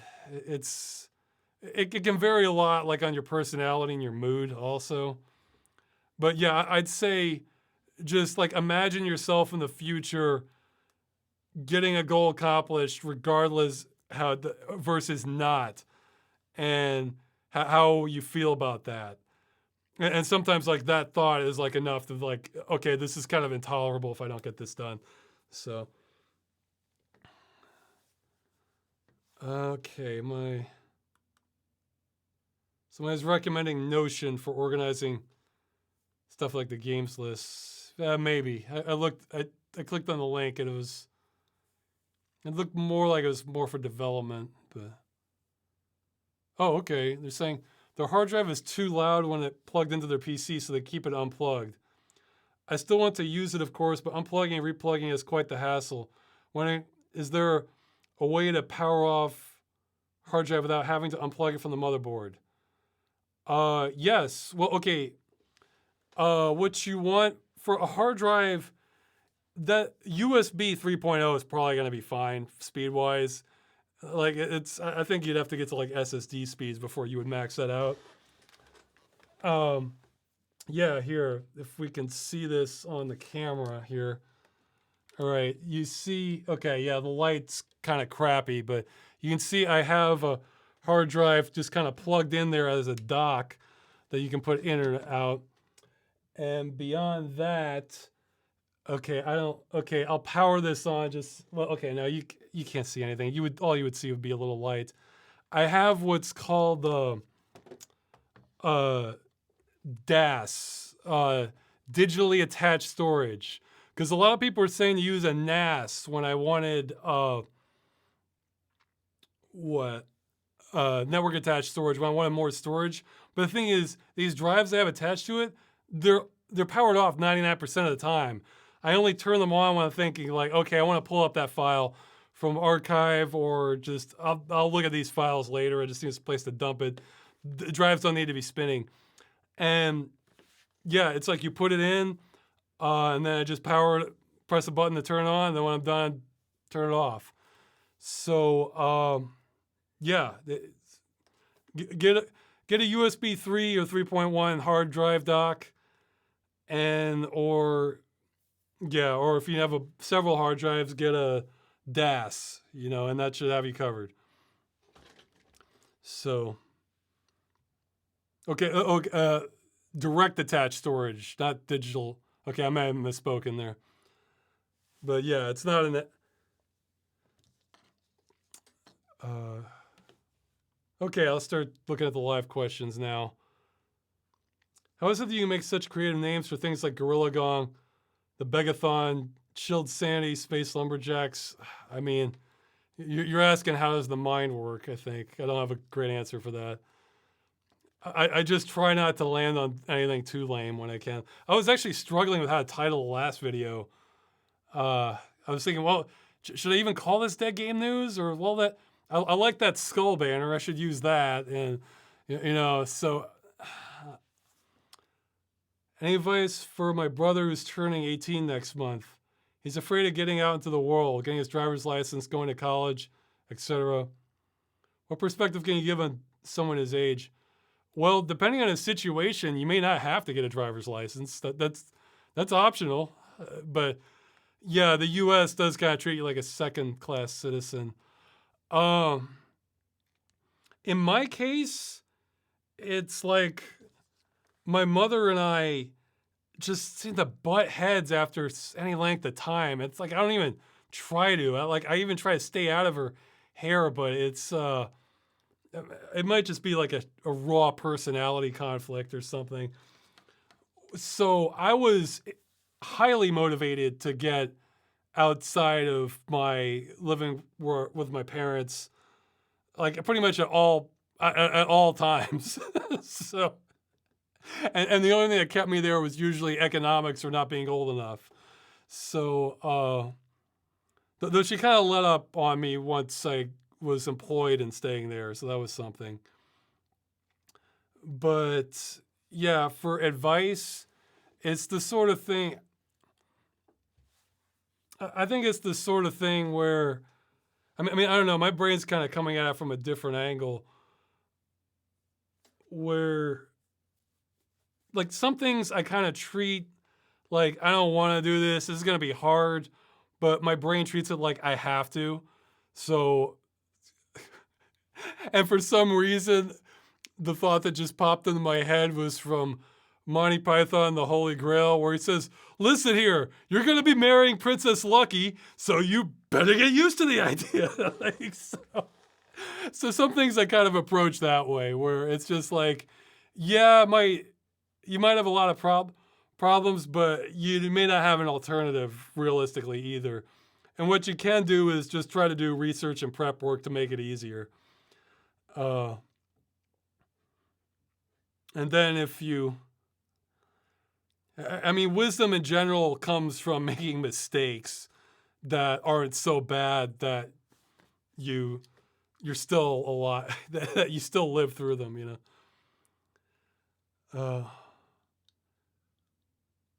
Yeah, I don't know, for 18, it's, I was getting major depression by the time I was 18 too, so that didn't help. I had my hands full when I was 18. I have not seen Garth Marenghi's Dark Place. Sorry, I can look into that. Oh. Do you enjoy eating things that are sweet but not excessively artificially so, like syrups? Yeah, yeah, I'm currently like, 4 or 5 days sober off of sweets. Man, I'm an addict. It sucks. I don't like all sweets, but I certainly like plenty sweets enough to cause me problems, like baked stuff, like cookies, cakes, pastries, anything like that. Oh man, it can be like crack for me. Have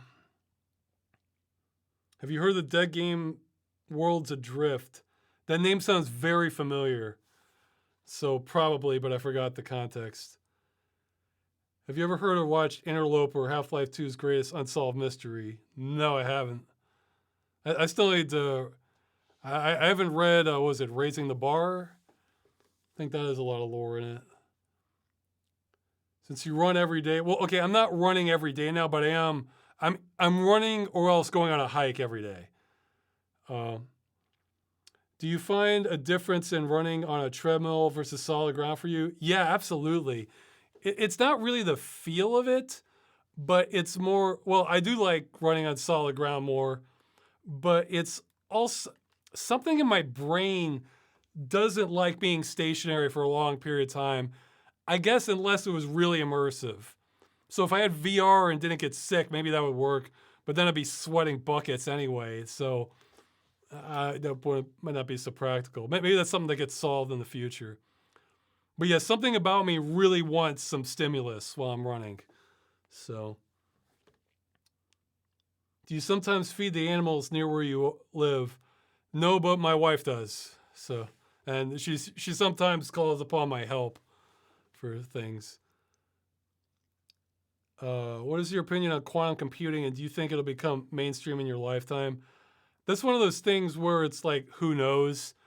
But since I think it won't without a breakthrough. So it's like trying to, some breakthroughs, it's just a matter of time. Others, they never happen. So if I was to bet money, I would bet a medium small amount that it doesn't change things dramatically for a lifetime.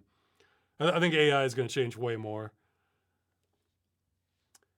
Have you seen the marathon rabbit hole of lore you guested for? Man, oh geez. Okay, well, I'll answer this question first. You guested in for Mandalore's gaming series on it. Oh yeah, the marathon. No, I haven't. But what I just remembered is I had a podcast I appeared on. I think it was like a month. Yeah, it got postponed several months. Then it was like a month back, and I completely forgot. They were talking about Realms of the Haunting. I'll give a link to that in the description. Let me write that down. I completely forgot to mention that.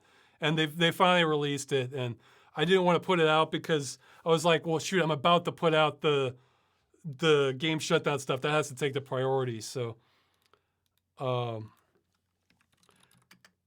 yeah. So yeah, if you want to hear more on Realms of the Haunting, you can check it out. There were several other people talking. I was only in there for a minority of it. I'd say it was a little bit. I'd say, for my taste, it was a little bit on the dry side, but if you're interested in the game, they have a lot of details on it too. So,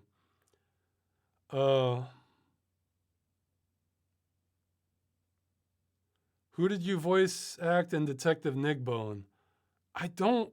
Did I do a cameo for that?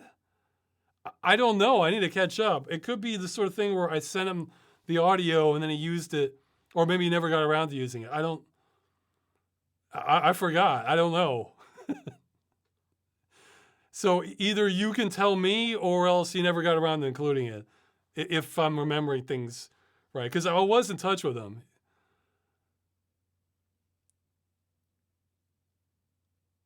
Have you ever tried any ports for games you usually only play on PC? Not really tried them out, but, well, that may end up happening with Sonic Colors. Oh, well, there is one I am going to do at some point. Blood Omen 2 for Legacy of Kain, because one, not only is that hell to get running on PC, even if you think, or at least in my experience, I've followed in very extensive guides and they still don't work. But that's 100% a game I want to replay in 3D and VR.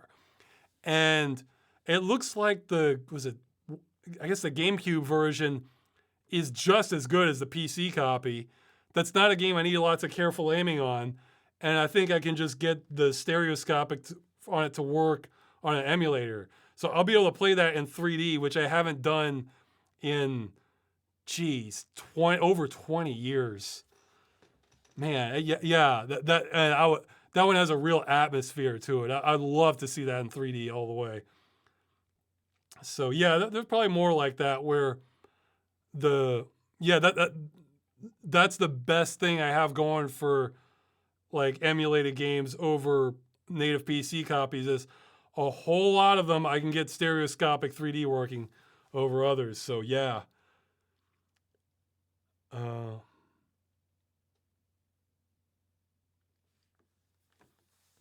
let's see. I have not played Cruelty Squad. That one's not really on my list. I didn't like the aesthetic. And yeah, that's another game where it looks very clever, but I don't really want to play it. you know.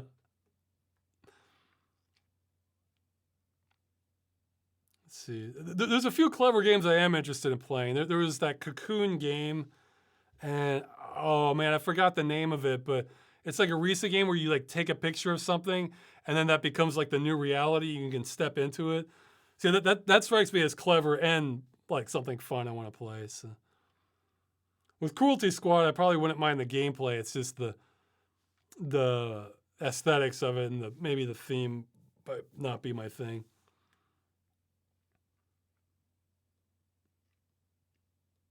Okay, I'm familiar with Terry Pratchett novels, but I haven't read them, which I know is gonna be blasphemy because I know it has a real cult following. Yeah, did he do? I always get Ringworld and Discworld mixed up. He did one of those. So, are you prepared to dodge Ubisoft's and EA hitmen? I don't think. By one, I don't think they even noticed me. Two, I don't think they really have hitmen at their level. I'm not. These are video games. They're not like weapon defense contractors or something. And three, by the time they do notice me, I'm out of the equation because then it's in the hands of agencies. So, or largely out of the equation. How many hours per week do you usually work? God, I don't know. Yesterday it was 15. It was.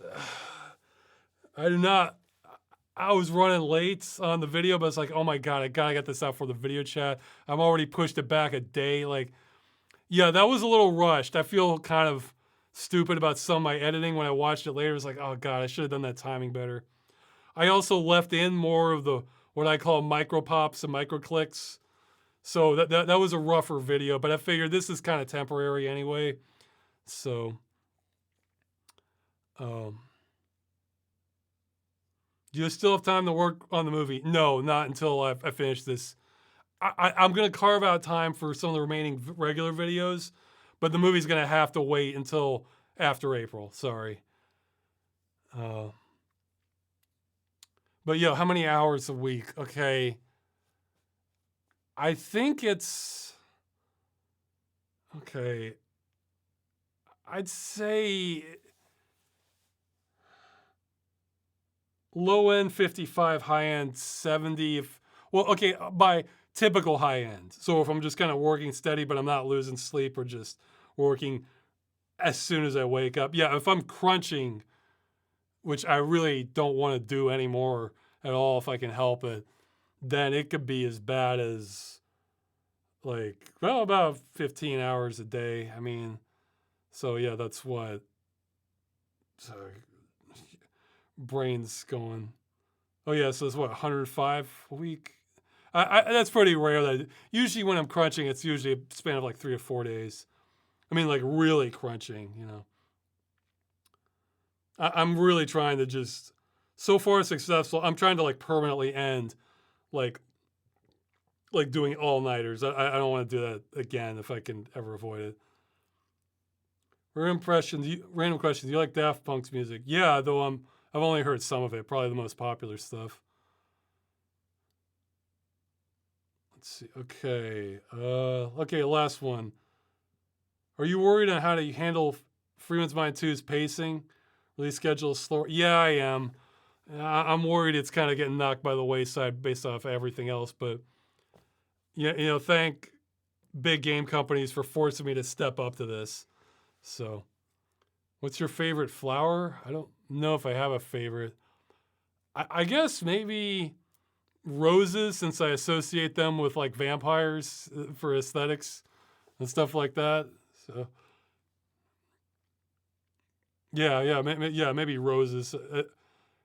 Vampires and other gothic stuff, because because I was thinking of Beauty and the Beast, that the rose is a big deal in that big Gothic castle, and you have curses and stuff like that. Yeah, so I like the association with roses.